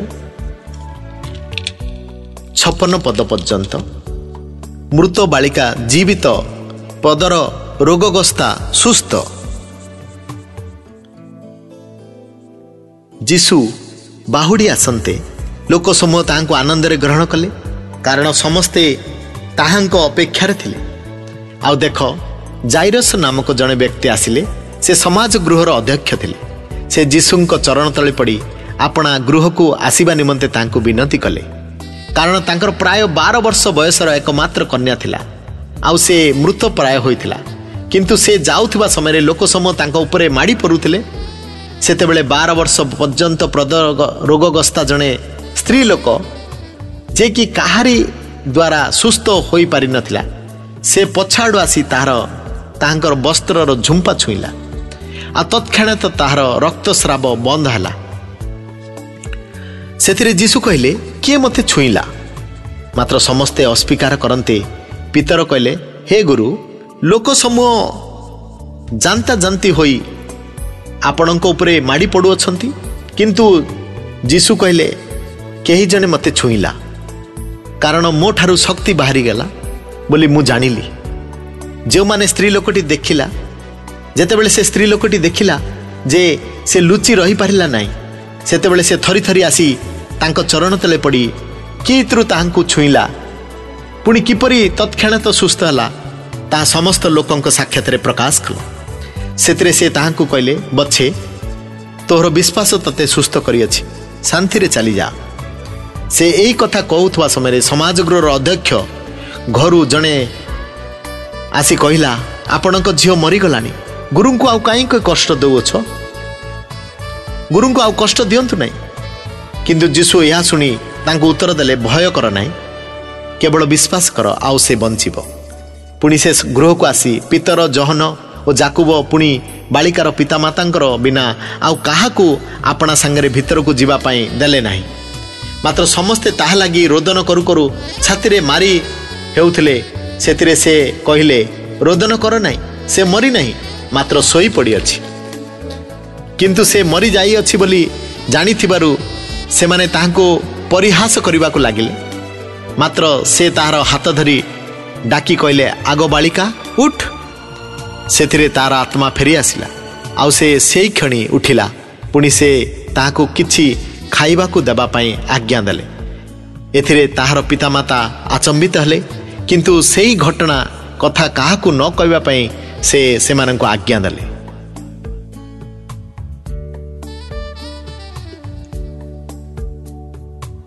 लूक 9 पर्व 1 ठारू 6 पद पर्यंत जीशुंक 12 शिष्यंकु प्रेरण।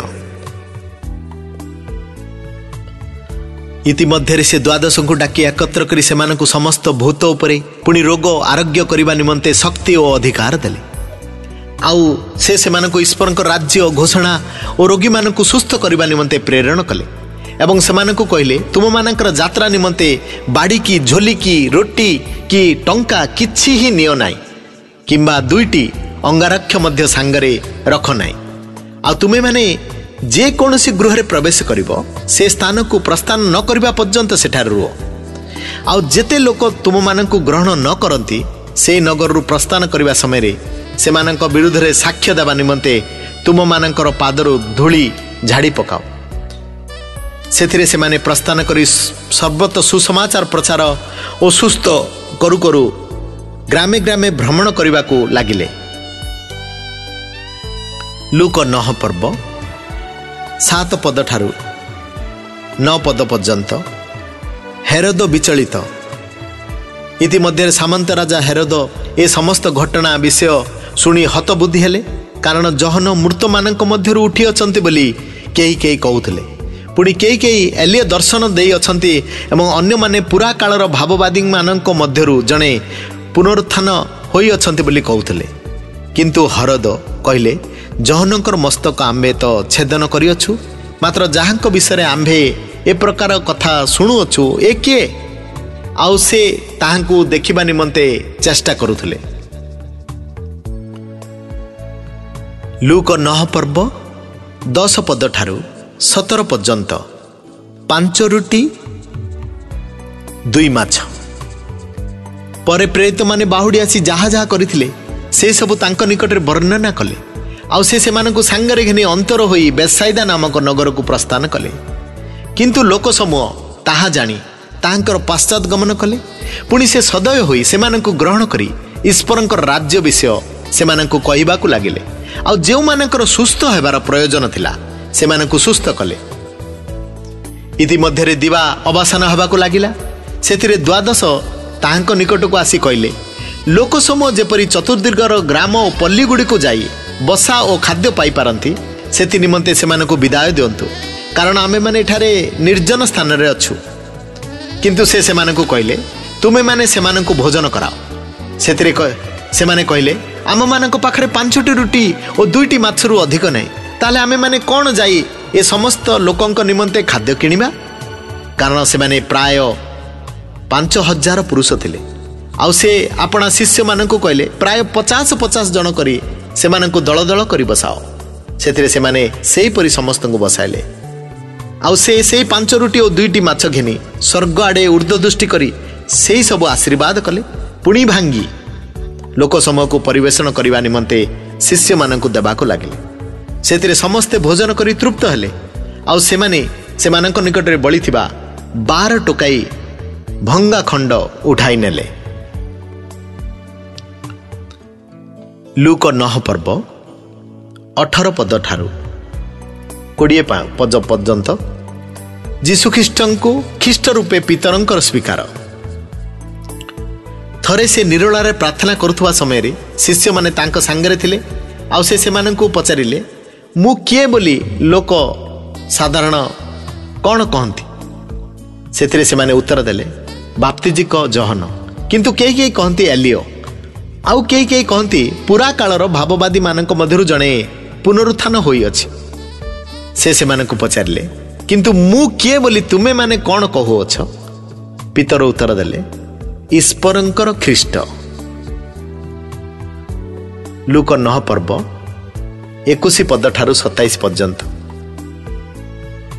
निज मृत्यु एवं उत्थान विषय जीशुंकर सूचना सेतिरे से यहा काहाकु न कहबा पई सेमानकु दृढ़ आज्ञा देई कहले मनुष्य पुत्र को आवश्यक दुख बहुत दुख भोग करने को हेबो एवं प्राचीन और प्रधान याजक और शास्त्री मानक द्वारा आग्रह होई हत हेबा को हेबो पुणी तृतीय दिवस रे उत्थित हेबा को हेबो सेतेबेले से समस्त को कहले केही जेबे मोर अनुगामी हेबा को इच्छा करे तेबे से आपना को अस्वीकार करू पुणी प्रतिदिन आपना क्रूस घेनी मोर अनुगमन करू कारण जे केही आपना जीवन रक्षा करने को इच्छा करे से ता हराइबो किंतु जे केही मो निमंते आपना जीवन हराइबो से ताहा रक्षा करिवो आ मनुष्य जेबे समस्त जगत लाभ करी आपना को विनाश करे बा हराए तेबे ताहार की लाभ जेनु जे केही मोर ଓ ମୋହର ବାକ୍ୟ ବିଷୟରେ ଲଜ୍ଜା ବୋଧ କରେ।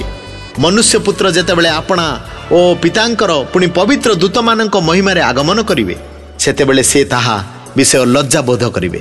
କିନ୍ତୁ ମୁଁ ତୁମମାନଙ୍କୁ ସତ୍ୟ କହୁଛି, ଈଶ୍ୱରଙ୍କ ରାଜ୍ୟ ନ ଦେଖିବା ପର୍ଯ୍ୟନ୍ତ ସେଠାରେ ଠିଆ ହୋଇଥିବା ଲୋକମାନଙ୍କ ମଧ୍ୟରୁ କେତେକ କୌଣସି ପ୍ରକାରେ ମୃତ୍ୟୁର ଆସ୍ୱାଦ ପାଇବେ ନାହିଁ। ଲୁକ 9 ପର୍ବ 28 ପଦ ଠାରୁ 36 ପଦ ପର୍ଯ୍ୟନ୍ତ ଯୀଶୁଙ୍କ ରୂପାନ୍ତରଣ। ଏ ସମସ୍ତ ଘଟଣା ପ୍ରାୟ 8 ଦିନ ପରେ ସେ ପିତର, ଜହନ ଓ ଯାକୁବଙ୍କୁ ସାଙ୍ଗରେ ଘେନି ପ୍ରାର୍ଥନା କରିବା ନିମନ୍ତେ ପର୍ବତ ଉପରକୁ ଗଲେ। ପୁଣି ସେ ପ୍ରାର୍ଥନା କରୁଥିବା ସମୟରେ ତାହାଙ୍କ ମୁଖର ରୂପ ପରିବର୍ତ୍ତିତ ହେଲା ଓ ଏବଂ ତାହାଙ୍କର ବସ୍ତ୍ର ଶୁଭ୍ରବର୍ଣ୍ଣ ଓ ଅତ୍ୟନ୍ତ ଉଜ୍ଜଳ ହେଲା। ଆଉ ଦେଖ, ମୋଶା ଓ ଏଲିୟ ଏହି ଦୁଇ ବ୍ୟକ୍ତି ତାହାଙ୍କ ସହିତ କଥାବାର୍ତ୍ତା କରିବାକୁ ଲାଗିଲେ। ସେମାନେ ଗୌରବରେ ଦର୍ଶନ ଦେଇ ସେ ଜେରୁସାଲାମରେ ଯେଉଁ ମହାପ୍ରସ୍ଥାନ କରିବାକୁ ଉଦ୍ୟତ ଥିଲେ ସେ ବିଷୟରେ କହୁଥିଲେ। ସେତେବେଳେ ପିତର ଓ ତାଙ୍କ ସଙ୍ଗୀମାନେ ନିଦ୍ରାରେ ଭାରାକ୍ରାନ୍ତ ଥିଲେ, କିନ୍ତୁ ସେମାନେ ସମ୍ପୂର୍ଣ୍ଣ ରୂପେ ଜାଗ୍ରତ ହୁଅନ୍ତେ ତାହାଙ୍କ ଗୌରବ ଓ ତାହାଙ୍କ ସହିତ ଠିଆ ହୋଇଥିବା ସେହି ଦୁଇ ଜଣ ବ୍ୟକ୍ତିଙ୍କୁ ଦେଖିଲେ। ପୁଣି ସେମାନେ ତାହାଙ୍କଠାରୁ ପ୍ରସ୍ଥାନ କରିବା ସମୟରେ ପିତର ଯୀଶୁଙ୍କୁ କହିବାକୁ ଲାଗିଲେ, ହେ ଗୁରୁ, ଆମ୍ଭେମାନେ ଯେ ଏ ସ୍ଥାନରେ ଅଛୁ ଏହା ଉତ୍ତମ। ଆମେମାନେ 3ଟି କୁଟୀର ନିର୍ମାଣ କରୁ, ଆପଣଙ୍କ ପାଇଁ ଗୋଟିଏ, ମୋ ସାଙ୍ଗ ପାଇଁ ଗୋଟିଏ ଓ ଏଲିୟଙ୍କ ପାଇଁ ଗୋଟିଏ। କିନ୍ତୁ ସେ କ'ଣ କହୁଅଛନ୍ତି ତାହା ଜାଣିଲେ ନାହିଁ। ସେ ଏହା କହୁ କହୁ ଖଣ୍ଡେ ମେଘ ଆସି ସେମାନଙ୍କୁ ଆଚ୍ଛାଦନ କଲା, ଆଉ ସେମାନେ ମେଘରେ ପ୍ରବେଶ କରିବା ସମୟରେ ଭୀତ ହେଲେ। ପୁଣି ସେହି ମେଘରୁ ଏହି ବାଣୀ ହେଲା, ଏ ଆମ୍ଭର ପୁତ୍ର, ଆମ୍ଭର ମନୋନୀତ, ଏହାଙ୍କ ବାକ୍ୟ ଶ୍ରବଣ କର। ଆଉ ସେହି ବାଣୀ ହେଲା ଉତ୍ତାରେ ଯୀଶୁ ଏକାକୀ ଦେଖାଗଲେ। ପୁଣି ସେମାନେ ନୀରବ ରହିଲେ, ଆଉ ଯାହା ଯାହା ଦେଖିଥିଲେ ସେଥିର କୌଣସି କଥା ସେ ସମୟରେ କାହାକୁ କହିଲେ ନାହିଁ। ଲୁକ 9 ପର୍ବ 37 ପଦ ଠାରୁ 43 ପଦ ପର୍ଯ୍ୟନ୍ତ। ତହିଁ ଆର ଦିନ ସେମାନେ ପର୍ବତକୁ ଓହ୍ଲାଇ ଆସନ୍ତି ବହୁ ସଂଖ୍ୟକ ଲୋକ ତାଙ୍କ ସହିତ ସାକ୍ଷାତ କଲେ। ଆଉ ଦେଖ, ଲୋକ ସମୂହ ମଧ୍ୟରୁ ଜଣେ ଉଚ୍ଚ ସ୍ୱରରେ କହିଲା, ହେ ଗୁରୁ, ମୁଁ ଆପଣଙ୍କୁ ନିବେଦନ କରୁଅଛି, ମୋ ପୁଅ ପ୍ରତି କୃପା ଦୃଷ୍ଟି କର, କାରଣ ସେ ମୋର ଗୋଟିଏ ବୋଲି ପିଲା। ଦେଖନ୍ତୁ, ତାହାକୁ ଗୋଟିଏ ଭୂତ ଧରେ, ଆଉ ସେ ହଠାତ୍ ଚିତ୍କାର କରି ଉଠେ। ପୁଣି ସେ ତାହାକୁ ଏପରି ମୋଡ଼ି ପକାଏ ଯେ ତାହା ମୁହଁରୁ ଫେଣ ବାହାରେ। ପୁଣି ସେ ତାହାକୁ କ୍ଷତବିକ୍ଷତ କରି ତାହାଠାରୁ କଷ୍ଟରେ ବାହାରିଯାଏ। ତାହାକୁ ଛଡ଼ାଇବା ନିମନ୍ତେ ମୁଁ ଆପଣଙ୍କର ଶିଷ୍ୟମାନଙ୍କୁ ନିବେଦନ କରିଥିଲି, କିନ୍ତୁ ସେମାନେ ପାରିଲେ ନାହିଁ। ଯୀଶୁ ଉତ୍ତର ଦେଲେ, ଆରେ ଅବିଶ୍ୱାସୀ ଓ ବିପଦଗାମୀ ବଂଶ, କେତେ କାଳ ମୁଁ ତୁମମାନଙ୍କ ସାଙ୍ଗରେ ରହି ତୁମମାନଙ୍କର ବ୍ୟବହାର ସହିବି? ତୁମ୍ଭର ପୁଅକୁ ଏଠିକି ଘେନି ଆସ। ସେ ଆସୁ ଆସୁ ଭୂତ ତାହାକୁ ତଳେ ପକାଇଦେଲେ ଓ ଭୟଙ୍କର ଭାବରେ ମୋଡ଼ି ପକାଇଲା। କିନ୍ତୁ ଯୀଶୁ ଅସୁସ୍ଥ ଆତ୍ମାକୁ ଧମକ ଦେଲେ ଓ ବାଳକକୁ ସୁସ୍ଥ କରି ତାହାକୁ ତାଙ୍କର ପିତାଙ୍କର ହସ୍ତରେ ସମର୍ପଣ କଲେ। ସେଥିରେ ସମସ୍ତେ ଈଶ୍ୱରଙ୍କର ମହାଶକ୍ତି ସକାଶେ ଆଶ୍ଚର୍ଯ୍ୟାନ୍ୱିତ ହେଲେ।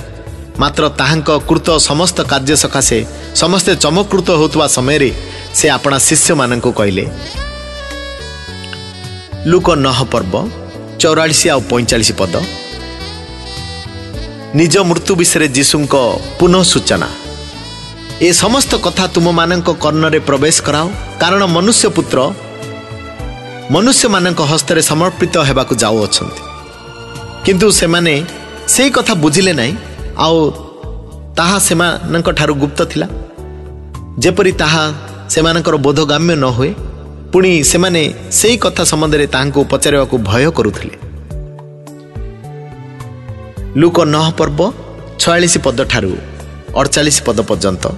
ସବୁଠାରୁ ଶ୍ରେଷ୍ଠ, ସବୁଠାରୁ କ୍ଷୁଦ୍ର, ସେମାନଙ୍କ ମଧ୍ୟରେ କିଏ ଶ୍ରେଷ୍ଠ ସେ ବିଷୟରେ ସେମାନଙ୍କ ମଧ୍ୟରେ ତର୍କ ବିତର୍କ ହେଲା।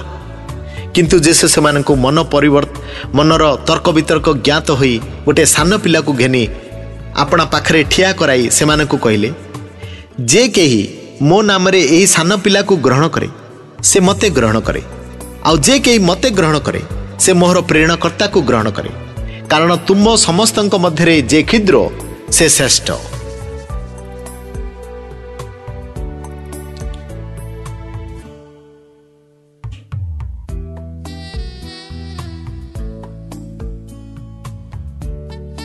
ଲୁକ 9 ପର୍ବ 49 ଆଉ 50 ପଦ।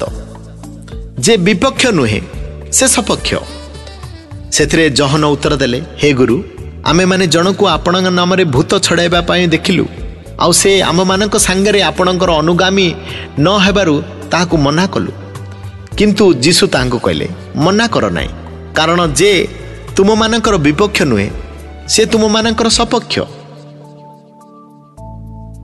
ଲୁକ 9 ପର୍ବ 51 ପଦଠାରୁ 56 ପଦ ପର୍ଯ୍ୟନ୍ତ ସିମୋନିୟ ଗ୍ରାମରେ ଯୀଶୁଙ୍କୁ ଆଗ୍ରହ।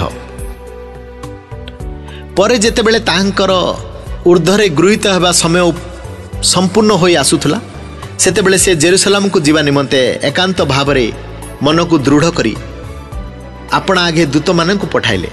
ସେମାନେ ଯାଇ ତାଙ୍କ ନିମନ୍ତେ ଆୟୋଜନ କରିବାକୁ ସିମୋନିୟମାନଙ୍କର ଗୋଟିଏ ଗ୍ରାମରେ ପ୍ରବେଶ କଲେ। କିନ୍ତୁ ସେ ଜେରୁସାଲେମକୁ ଯିବା ନିମନ୍ତେ ମନସ୍ଥ କରିଅଛନ୍ତି ବୋଲି ଦେଖି ସେମାନେ ତାହାଙ୍କୁ ଗ୍ରହଣ କଲେ ନାହିଁ। ଏହା ଦେଖି ଯାକୁବ ଓ ଜହନ ଏହି ଦୁଇ ଶିଷ୍ୟ କହିଲେ, ପ୍ରଭୁ, ଏଲିୟ ମଧ୍ୟ ଯେପରି କହିଥିଲେ ସେହିପରି ଆକାଶରୁ ଅଗ୍ନି ପଡ଼ି ସେମାନଙ୍କୁ ବିନାଶ କରୁ, ଏହା ଆମେମାନେ କହିବୁ ବୋଲି କ'ଣ ଆପଣଙ୍କର ଇଚ୍ଛା? କିନ୍ତୁ ସେ ବୁଲି ପଡ଼ି ସେମାନଙ୍କୁ ଅନୁଯୋଗ କଲେ ଏବଂ କହିଲେ, ତୁମେମାନେ କେଉଁ ପ୍ରକାର ଆତ୍ମାର ଲୋକ ଏହା ଜାଣୁନାହ। ମନୁଷ୍ୟ ପୁତ୍ର ମନୁଷ୍ୟମାନଙ୍କର ପ୍ରାଣ ବିନାଶ କରିବାକୁ ନ ଆସି ବରଂ ରକ୍ଷା କରିବାକୁ ଆସିଅଛନ୍ତି। ତତ୍ପରେ ସେମାନେ ଆଉ ଗୋଟିଏ ଗ୍ରାମକୁ ଚାଲିଗଲେ।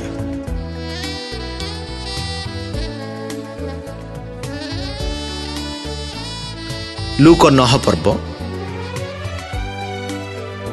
57 ପଦଠାରୁ 62 ପଦ ପର୍ଯ୍ୟନ୍ତ ଯୀଶୁଙ୍କ ଶିଷ୍ୟ ହେବା ଯୋଗ୍ୟତା। ସେମାନେ ବାଟରେ ଯାଉ ଯାଉ ଥିବା ସମୟରେ ଜଣେ ଲୋକ ତାହାଙ୍କୁ କହିଲେ, ଆପଣ ଯେକୌଣସି ସ୍ଥାନକୁ ଯିବେ ମୁଁ ଆପଣଙ୍କୁ ଅନୁଗମନ କରିବି। ଯୀଶୁ ତାଙ୍କୁ କହିଲେ, କୋକିଶିଆଳିର ଗାତ ଅଛି, ଆକାଶ ପକ୍ଷୀର ବାସା ଅଛି, ମାତ୍ର ମନୁଷ୍ୟ ପୁତ୍ରର ମୁଣ୍ଡ ଗୁଞ୍ଜିବା ସ୍ଥାନ ନାହିଁ। ଯୀଶୁ ତାଙ୍କୁ କହିଲେ, କୋକିଶିଆଳିର ଗାତ ଅଛି, ଆକାଶ ପକ୍ଷୀର ବସା ଅଛି, ମାତ୍ର ମନୁଷ୍ୟ ପୁତ୍ରର ମୁଣ୍ଡ ଗଞ୍ଜିବାର ସ୍ଥାନ ନାହିଁ। ପୁଣି ସେ ଆଉ ଜଣକୁ କହିଲେ, ମୋର ଅନୁଗମନ କର। କିନ୍ତୁ ସେ କହିଲେ, ପ୍ରଥମେ ଯାଇ ମୋର ପିତାଙ୍କୁ ସମାଧି ଦେବା ନିମନ୍ତେ ମୋତେ ଅନୁମତି ଦିଅ। ମାତ୍ର ସେ ତାହାଙ୍କୁ କହିଲେ, ମୃତମାନଙ୍କୁ ଆପଣାର ମୃତ ଲୋକଙ୍କୁ ସମାଧି ଦେବା ପାଇଁ ଛାଡ଼ିଦିଅ। କିନ୍ତୁ ତୁମେ ଯାଇ ଈଶ୍ୱରଙ୍କର ରାଜ୍ୟ ପ୍ରଚାର କର। ଆଉ ଜଣେ ମଧ୍ୟ କହିଲେ, ପ୍ରଭୁ, ମୁଁ ଆପଣଙ୍କର ଅନୁଗମନ କରିବି, ମାତ୍ର ପ୍ରଥମେ ମୋହର ଗୃହରେ ଥିବା ଲୋକମାନଙ୍କ ଠାରୁ ବିଦାୟ ନେବା ନିମନ୍ତେ ମୋତେ ଅନୁମତି ଦିଅନ୍ତୁ। କିନ୍ତୁ ଯୀଶୁ ତାଙ୍କୁ କହିଲେ, ଯେ ଲଙ୍ଗଳରେ ହାତ ଦେଇ ପଛକୁ ଚାହେଁ ସେ ଈଶ୍ୱରଙ୍କ ରାଜ୍ୟର ଯୋଗ୍ୟ ନୁହେଁ। ଲୁକ 10 ପର୍ବ 1 ଠାରୁ 12 ପଦ ପର୍ଯ୍ୟନ୍ତ ଯୀଶୁଙ୍କ 70 ଜଣକୁ ପ୍ରେରଣ। ଏଥି ଉତ୍ତାରେ ପ୍ରଭୁ ଆଉ 70 ଜଣକୁ ନିଯୁକ୍ତି କଲେ ଓ ନିଜ ଯେଉଁ ନଗର ଓ ସ୍ଥାନକୁ ଯିବା ପାଇଁ ଉଦ୍ୟତ ଥିଲେ ସେହି ସ୍ଥାନକୁ 2 ଜଣ କରି ସେମାନଙ୍କୁ ଆପଣା ଆଗେ ଆଗେ ପ୍ରେରଣ କଲେ। ପୁଣି ସେ ସେମାନଙ୍କୁ କହିଲେ, ଶସ୍ୟ ସିନା ପ୍ରଚୁର, ମାତ୍ର କାର୍ଯ୍ୟକାରୀମାନେ ଅଳ୍ପ। ଏଣୁ ଆପଣା ଶସ୍ୟ କ୍ଷେତ୍ରକୁ କାର୍ଯ୍ୟକାରୀମାନଙ୍କୁ ପଠାଇ ଦେବା ନିମନ୍ତେ ଶସ୍ୟ କ୍ଷେତ୍ରର କର୍ତ୍ତାଙ୍କ ନିକଟରେ ନିବେଦନ କର। ତୁମେମାନେ ଯାଅ, ଦେଖ, ବାଘମାନଙ୍କ ମଧ୍ୟରେ ମେଣ୍ଢା ଛୁଆମାନଙ୍କ ପରି ମୁଁ ତୁମମାନଙ୍କୁ ପଠାଉଅଛି। ଥୋଳି, ଝୋଲି ଓ ଜୋତା ନିଅ ନାହିଁ, ପୁଣି ବାଟରେ କାହାକୁ ନମସ୍କାର କର ନାହିଁ। ଆଉ ଯେକୌଣସି ଗୃହରେ ତୁମେମାନେ ପ୍ରବେଶ କରିବ, ପ୍ରଥମେ କୁହ, ଏ ଗୃହ ପ୍ରତି ଶାନ୍ତି ହଉ। ଆଉ ସେ ସ୍ଥାନରେ ଯଦି ଜଣେ ଶାନ୍ତିର ପାତ୍ର ଥାଏ, ତାହେଲେ ତୁମମାନଙ୍କର ଶାନ୍ତି ତାହାରି ଉପରେ ଅଧିଷ୍ଠାନ କରିବ। କିନ୍ତୁ ଯଦି ନଥାଏ, ତେବେ ତାହା ତୁମମାନଙ୍କ ନିକଟକୁ ବାହୁଡ଼ି ଆସିବ।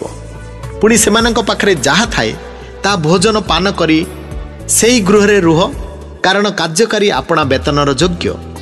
ଘରକୁ ଘର ଯାଅ ନାହିଁ। ପୁଣି ଯେକୌଣସି ନଗରରେ ତୁମେମାନେ ପ୍ରବେଶ କର ଓ ଲୋକେ ତୁମମାନଙ୍କୁ ଗ୍ରହଣ କରନ୍ତି, ସେମାନେ ତୁମମାନଙ୍କୁ ଯାହା ପରିବେଷଣ କରାଯାଏ ତାହା ଭୋଜନ କର। ସେ ସ୍ଥାନରେ ଥିବା ପୀଡ଼ିତମାନଙ୍କୁ ସୁସ୍ଥ କର, ଆଉ ସେମାନଙ୍କୁ କୁହ, ଈଶ୍ୱରଙ୍କର ରାଜ୍ୟ ତୁମମାନଙ୍କର ସନ୍ନିକଟ। किंतु जे कौनसी नगर तुमे माने प्रवेश कर और लोके तुम मानकु ग्रहण करती नहीं सेतिर दांड मानकु बाहरी जाई कुह तुम मानक नगर जो धूली आम मानक पादरे लगी अच्छी ता सुद्धा तुम मानकर पाई झाड़ी देउछु तथापि ईश्वर राज्य जे सन्निकट यह जानी थाओ मु तुम मानकु कहूअछि से दिन रे से ही नगर दशा अपेक्षा सोदोमर दशा सहनीय हब। लूक 10 पर्व 13 पद ठारू 16 पद पर्यंत अविश्वासी सहरर विचार। हाय दंडर पात्र कोरोजिन हाय दंडर पात्र बेसाइदा कारण तुम मानक मध्यरे जो जो शक्तिर कार्य करा जाइथिला से सब जेबे स्वर और चोदन रे करा जाइथांता तेबे से माने अनेक काल पूर्वर अखा पिंदी पाउसरे बसी मन परिवर्तन करिथांते तथापि विचार रे तुम मानकर दशा अपेक्षा स्वर और सुदन दशा सहनीय हब। आउ रे कर्फयम तू कौन स्वर्ग पर्यंत उन्नत हेबु पाताल पर्यंत तोर अधोगति हेब। जे तुम मानक कथा शुणे से मो कथा शुणे पुणी जे तुम मानक आग्रह करे से मते आग्रह करे आउ जे मते आग्रह करे से मोर प्रेरणकर्ता को आग्रह करे। लूक 10 पर्व 17 पद ठारू 20 पद पर्यंत 70 जनकर प्रत्यावर्तन। एथि उतारे से 70 जन बाहुड़ी आसी आनंद रे कहले प्रभु भूत माने सुद्धा आपणक नाम रे आम मानकर बसीभूत होटंती किंतु से मानकु कहले बिजुली परी स्वर्गरु शैतान को पड़िबा मु देखुथिली देख मु तुम मानकु साप और बिछा उपरे चालिबा को क्षमता देई अछि पुणी शत्रुर समस्त शक्ति उपरे मध्य क्षमता देई अछि आउ किछि ही कौनसी प्रकार तुम मानकर क्षति करिबो नाही तथापि आत्मा माने जे तुम मानकर बसीभूत अटंती एथि रे आनंद कर नाही किंतु तुम मानकर नाम जे स्वर्ग रे लेखा अछि एथि रे आनंद कर। लूक 10 पर्व 21 पद ठारू 24 पद पर्यंत जीशुंक आनंद से ही दंडरे से पवित्र आत्मा ठारे उल्लासित होई कहले पिता स्वर्ग और पृथ्वीर प्रभु तुमे ज्ञानी और बुद्धिमान लोक मानक ठारू ए समस्त विषय गुप्त रखी शिशु मानक निकटे प्रकाश कल ए निमंते तुमर स्तुतिवाद करुअछि। हाँ पिता कारण यह तुम दृष्टि संतोषर विषय है मोर पितांक कर्तुक समस्त विषय मो ठारे समर्पित होई अछि आ पुत्र किए यह पितांक बिना केही जाने नहीं पुणी पिता किए यह पुत्रंक बिना केही जाने नहीं आ पुत्र जहा जा निकट रे ताको प्रकाश करने को इच्छा करती से जाने पुणी से शिष्य मानक प्रति बुली पड़ी केवल से मानकु कहले तुमे माने जहा जहा देखुअछ से सब जो चक्षु देखे ता धन्य कारण मु तुम मान कहूँ तुमे माने जहा जहा देखुअछ से सब अनेक भाववादी और राजा देखा इच्छा कले किंतु देखिले नहीं पुणी तुमे माने जहा जहा शुणुअछ से सब से माने शुणा इच्छा कले किंतु शुणिले नहीं। लूक 10 पर्व 25 पद ठारू 37 पद पर्यंत उत्तम सिमरणीय दृष्टांत। आउ देख जड़े व्यवस्था शास्त्रज्ञ उठी ताहांकु परीक्षा करी पचारे हे गुरु अनंत जीवनर अधिकारी हेबा निमंते मु कौन करिबी सेतिरे से तांकु कहले व्यवस्था रे कौन लेखा अछि तुमे किपरि पाठ करूछ से उत्तर देले तुमे आपणार समस्त अंतकरण समस्त प्राण समस्त शक्ति और समस्त मन दे प्रभु आपणा ईश्वर को प्रेम कर पुणी आपणा प्रतिवासी के आत्मतुल्य प्रेम कर सेतिरे से तांकु कहले तुमे यथार्थ उत्तर देल यह कर ताहले तुमे जीवन पाइब किंतु से आपना को धार्मिक बोली देखाइबा को इच्छा करी जीशु को पचारे तेबे मोर प्रतिवासी के जीशु से प्रसंग धरी कहले जड़े लोक जेरुसलाम रु जिरिह को जाऊ जाऊ डकायत मानक हाबुड़े पड़ा से माने ताहार लुगापटा छड़ाई नहीं माड मारी ताको दरमरा अवस्था रे छाड़ीदेले। घटनाक्रमे जड़े जाजक से बाट दे जाउथले आउ से तांकु देखी बाटर आर पाख दे चलीगले से पाखरे जड़े लेबिय मध्य से स्थान को आसी ताहाकु देखी बाटर आर पाख दे चलीगले किंतु जड़े सिमरणीय पथिक ତାହା ନିକଟକୁ ଆସି ତାକୁ ଦେଖି ଦୟାରେ ବିଗଳିତ ହେଲେ ଏବଂ ପାଖକୁ ଯାଇ ତାହାର କ୍ଷତ ସବୁରେ ତୈଳ ଓ ଦ୍ରାକ୍ଷାରସ ଢାଳି ସେ ସବୁ ବାନ୍ଧିଦେଲେ। ଆଉ ତାହାକୁ ଆପଣା ବାହନ ଉପରେ ବସାଇ ତାହାକୁ ଗୋଟିଏ ପାନ୍ଥଶାଳକୁ ଘେନି ଯାଇ ତାହାର ସେବା ଶୁଶ୍ରୂଷା କଲେ।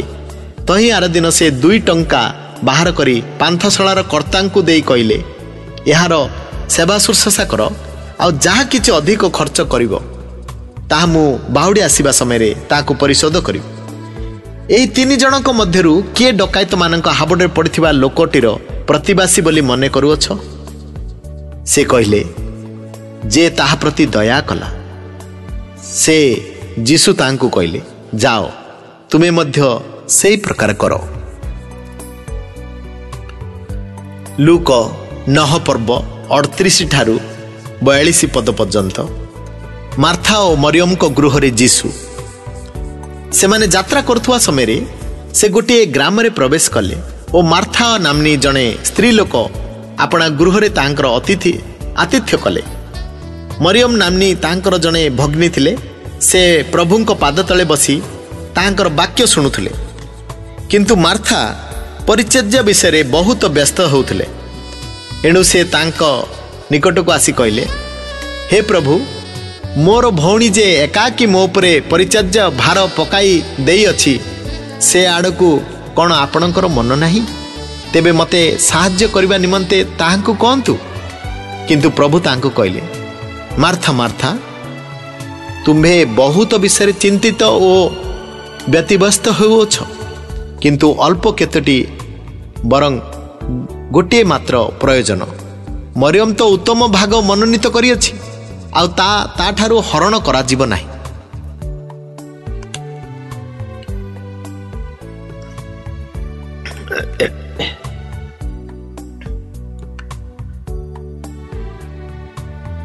ଲୁକ 11 ପର୍ବ 1 ପଦ ଠାରୁ 13 ପଦ ପର୍ଯ୍ୟନ୍ତ ପ୍ରଭୁଙ୍କର ଆଦର୍ଶ ପ୍ରାର୍ଥନା। ଥରେ ସେ କୌଣସି ଗୋଟିଏ ସ୍ଥାନରେ ପ୍ରାର୍ଥନା କରୁଥିଲେ। ସେ ପ୍ରାର୍ଥନା ସମାପ୍ତ କରାନ୍ତେ ତାଙ୍କର ଶିଷ୍ୟମାନଙ୍କ ମଧ୍ୟରୁ ଜଣେ ତାହାଙ୍କୁ କହିଲେ, ହେ ଗୁରୁ, ଜହନ ଯେପରି ଆପଣଙ୍କର ଶିଷ୍ୟମାନଙ୍କୁ ପ୍ରାର୍ଥନା କରିବାକୁ ଶିଖାଇଲେ, ଆପଣ ମଧ୍ୟ ସେହିପରି ଆମମାନଙ୍କୁ ପ୍ରାର୍ଥନା କରିବାକୁ ଶିଖାନ୍ତୁ। ଏଥିରେ ସେ ସେମାନଙ୍କୁ କହିଲେ, ଯେତେବେଳେ ତୁମେମାନେ ପ୍ରାର୍ଥନା କର, ସେତେବେଳେ କୁହ, ପିତ, ତୁମ୍ଭ ନାମ ପବିତ୍ର ବୋଲି ମାନ୍ୟ ହେଉ, ତୁମର ରାଜ୍ୟ ଆସୁ। ପ୍ରତିଦିନ ଆମମାନଙ୍କୁ ପ୍ରୟୋଜନୀୟ ଆହାର ଦିଅ। ଆମମାନଙ୍କର ପାପ ସବୁ କ୍ଷମା କର, କାରଣ ଆମେମାନେ ମଧ୍ୟ ଆପଣାର ପ୍ରତ୍ୟେକ ଅପରାଧୀ କି କ୍ଷମା କରୁ। ପରୀକ୍ଷାରେ ଆମମାନଙ୍କୁ ଆଣ ନାହିଁ। ଆଉ ସେ ସେମାନଙ୍କୁ କହିଲେ, ତୁମମାନଙ୍କର କାହାରି ଏପରି ବନ୍ଧୁ ଅଛି କି, ଯାହା ନିକଟକୁ ଅଧରାତିରେ ସେ ଯାଇ କହିବ, ହେ ବନ୍ଧୁ, ମୋତେ 3ଟି ରୁଟି ଉଧାର ଦିଅ, କାରଣ ମୋର ଜଣେ ପଥିକ ବନ୍ଧୁ ମୋ ନିକଟକୁ ଆସିଅଛନ୍ତି, ତାକୁ ପରିଶୋଧ କରିବା ପାଇଁ ମୋ ପାଖରେ କିଛି ନାହିଁ। ଆଉ ସେ ଭିତରୁ ଏପରି ଉତ୍ତର ଦେବ, ମୋତେ କଷ୍ଟ ଦିଅ ନାହିଁ, ଦ୍ୱାର ବନ୍ଦ ହେଲାଣି, ଆଉ ମୋର ପିଲାମାନେ ମୋ ସାଙ୍ଗରେ ଶୋଇଅଛନ୍ତି, ମୁଁ ଉଠି ତୁମକୁ ଦେଇପାରିବି ନାହିଁ। ମୁଁ ତୁମମାନଙ୍କୁ କହୁଅଛି ଯେ ଯଦ୍ୟପି ତାହାଙ୍କର ବନ୍ଧୁ ହେବାରୁ ଉଠି ନ ଦେବ, ତଥାପି ସେ ଥରକୁ ଥର ମାଗିବା ସେ ଉଠି ତାହାର ଯେତେ ପ୍ରୟୋଜନ ତାକୁ ସେତେ ଦେବ।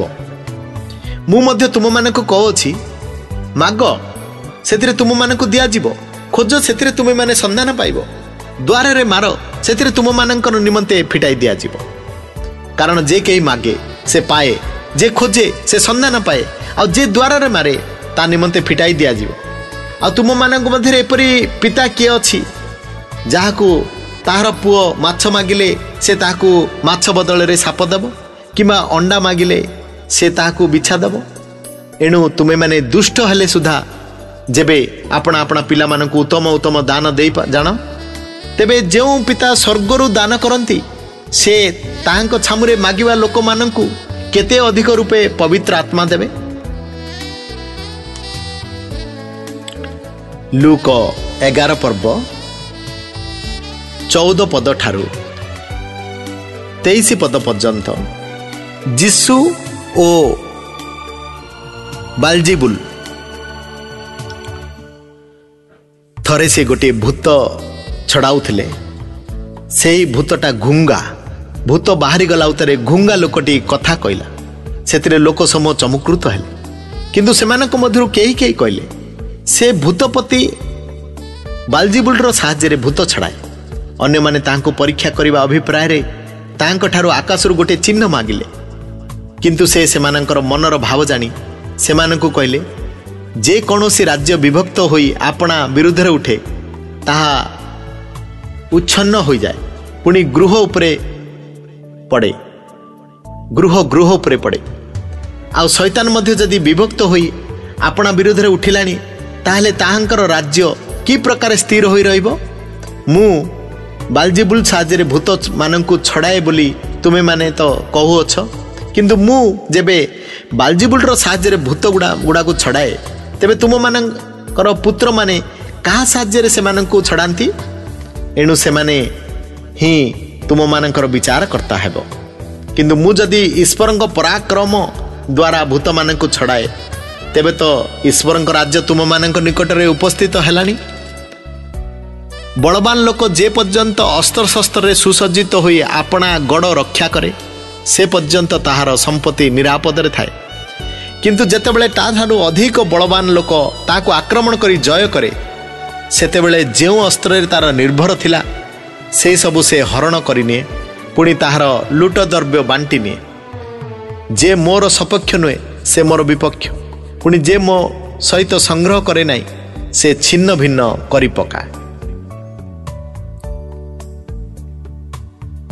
ଲୁକ 11 ପର୍ବ 24, 25 ଆଉ 26 ପଦ। ଭୂତର ପ୍ରତ୍ୟାବର୍ତ୍ତନ। ଅଶୁଚି ଆତ୍ମା ଜଣେ ମନୁଷ୍ୟଠାରୁ ବାହାରିଗଲା ଉତ୍ତାରେ ଜଳଶୂନ୍ୟ ସ୍ଥାନ ସବୁ ଭ୍ରମଣ କରି ବିଶ୍ରାମ ଖୋଜେ, ଆଉ ତାହା ନ ପାଇ କହେ, ମୁଁ ଯେଉଁ ଘରୁ ବାହାରି ଆସିଥିଲି ମୋର ସେଇ ଘରକୁ ବାହୁଡ଼ି ଯିବି। ପୁଣି ସେ ଆସି ତାହା ମାର୍ଜିତ ଓ ସୁଶୋଭିତ ଦେଖେ।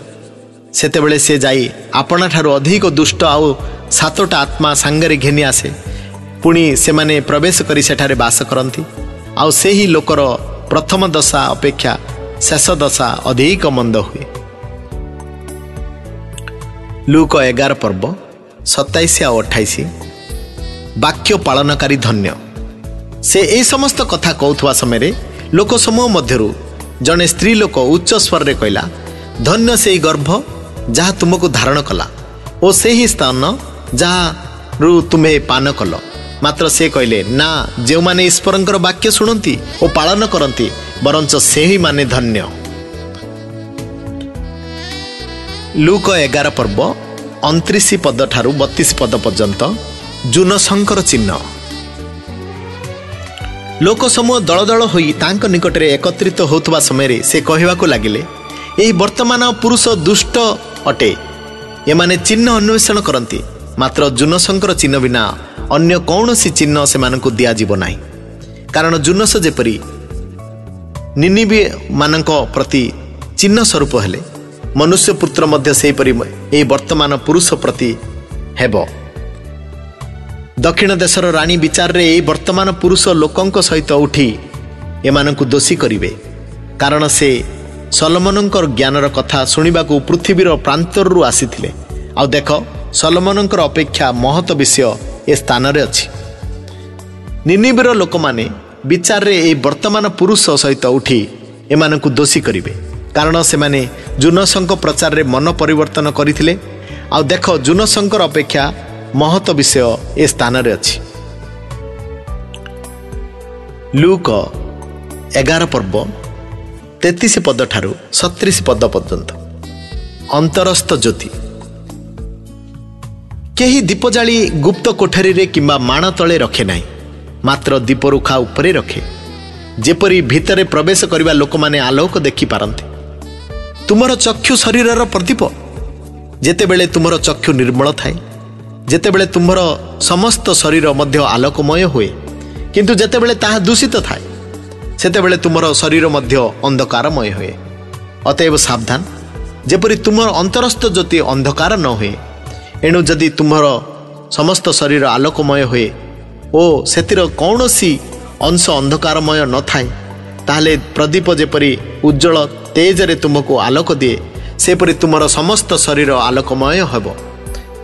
से कथा कहथुवा समय जड़े फारुसी तांको दिन बेले अपना गृह रे भोजन करने को निमंत्रण कले। आउ से गृह रे प्रवेश करी भोजन रे बसिले। लूक 11:38 पद ठारू 54 पद पर्यंत फारुसी और व्यवस्था शास्त्रज्ञ संतापर पात्र। किंतु भोजन करने पूर्वे से जे प्रथमे स्नान करी नथिले या देखि से फारुसी चमकृत हेले।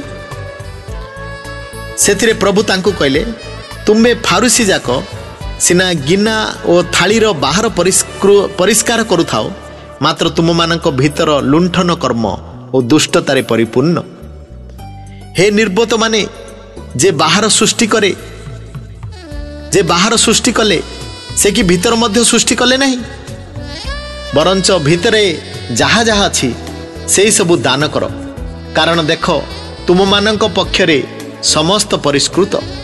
किंतु हाय दंडर पात्र फारुसी माने, कारण तुम्हें माने पुदीना अरुद और समस्त प्रकार साकर दशमांश देउथाओ, आओ न्याय विचार और ईश्वरंकर प्रेम अवहेला करुथाओ, किंतु ए समस्त पालन करिबा और अन्य सबु अवहेला न करिबा उचित। हाय दंडर पात्र फारुसी माने, कारण तुम्हें माने समाज गृह रे प्रधान आसन और हाट बजार रे नमस्कार पाइबा को भल पाओ। हाय तुम्हें माने दंडर पात्र, कारण तुम्हें माने अदृश्य समाधि तुल्य ताहा उपरे गतायतकारी लोक माने ताहा समाधि बोली जानती नहीं। एथिरे व्यवस्था शास्त्रज्ञ माने को मध्यरु जणे ताहांकु उत्तर देले, हे गुरु, यह कही आपण आम मानकु मध्य अपमान करूछंती। से कहले, हाय व्यवस्था शास्त्रज्ञ जे तुम्हें माने सुद्धा दंडर पात्र, कारण तुम्हें माने मनुष्य मानक उपरे दुर्बह भार लदु थाओ एवं निजे गोटे आंगुली देई ता स्पर्श करू न थाओ। हाय तुम्हें माने दंडर पात्र, कारण तुम्हें माने भाववादी मानकर समाधि निर्माण करू थाओ, किंतु तुम मानकर पितृपुरुष माने से मानकु बद्ध करथिले। अतएव तुम मानक पितृपुरुष मानकर कर्म संबंध रे तुम्हें माने साक्षी अठ ओ ताहा अनुमोदन करूअछ, कारण से माने गिना से माने सिना से मानकु बद्ध करथिले, किंतु तुमे माने से मानकर समाधि स्तंभ निर्माण करुथा। तेणु ईश्वर मध्य आपना ज्ञान रे कहि अछंती, आमे से मानक निकट को भाववादी और प्रेरित मानक प्रेरणा करिबु। से मानक मध्यरु काहा काहा को से माने बद्ध करिवे और काहा काहा को ताड़ना करिवे। जेपरि हेबलंक रक्तपात ठारू जो जिखरीय यज्ञवेदी और मंदिरर पवित्र स्थान मध्य स्थल रे हत हेले, तांको रक्तपात पर्यंत जगतर पतनाद विधि जेते भाववादींकर रक्तपात होई अछि से सबको परिशोध यही वर्तमान पुरुष ठारू नियाजिव। मु तुम मानकु सत्य कहूछि, यही वर्तमान पुरुष ठारू नियाजिव। हाय दंडार पात्र व्यवस्था शास्त्रज्ञ माने, कारण तुमे माने ज्ञानर कंची हरण कल, तुमे माने निजे प्रवेश कल नहीं, आ प्रवेश करने को इच्छुक लोक मानकु बाधा देल। आउ सेठारू बाहरी गला उतारे शास्त्री और फरीसी माने अतिशय ईर्षान्वित होई तांकर मुखर कौनसी कथा धरिबा निमंते फांद पाती तांको अनेक विषय प्रश्न पचारिया को लागिले।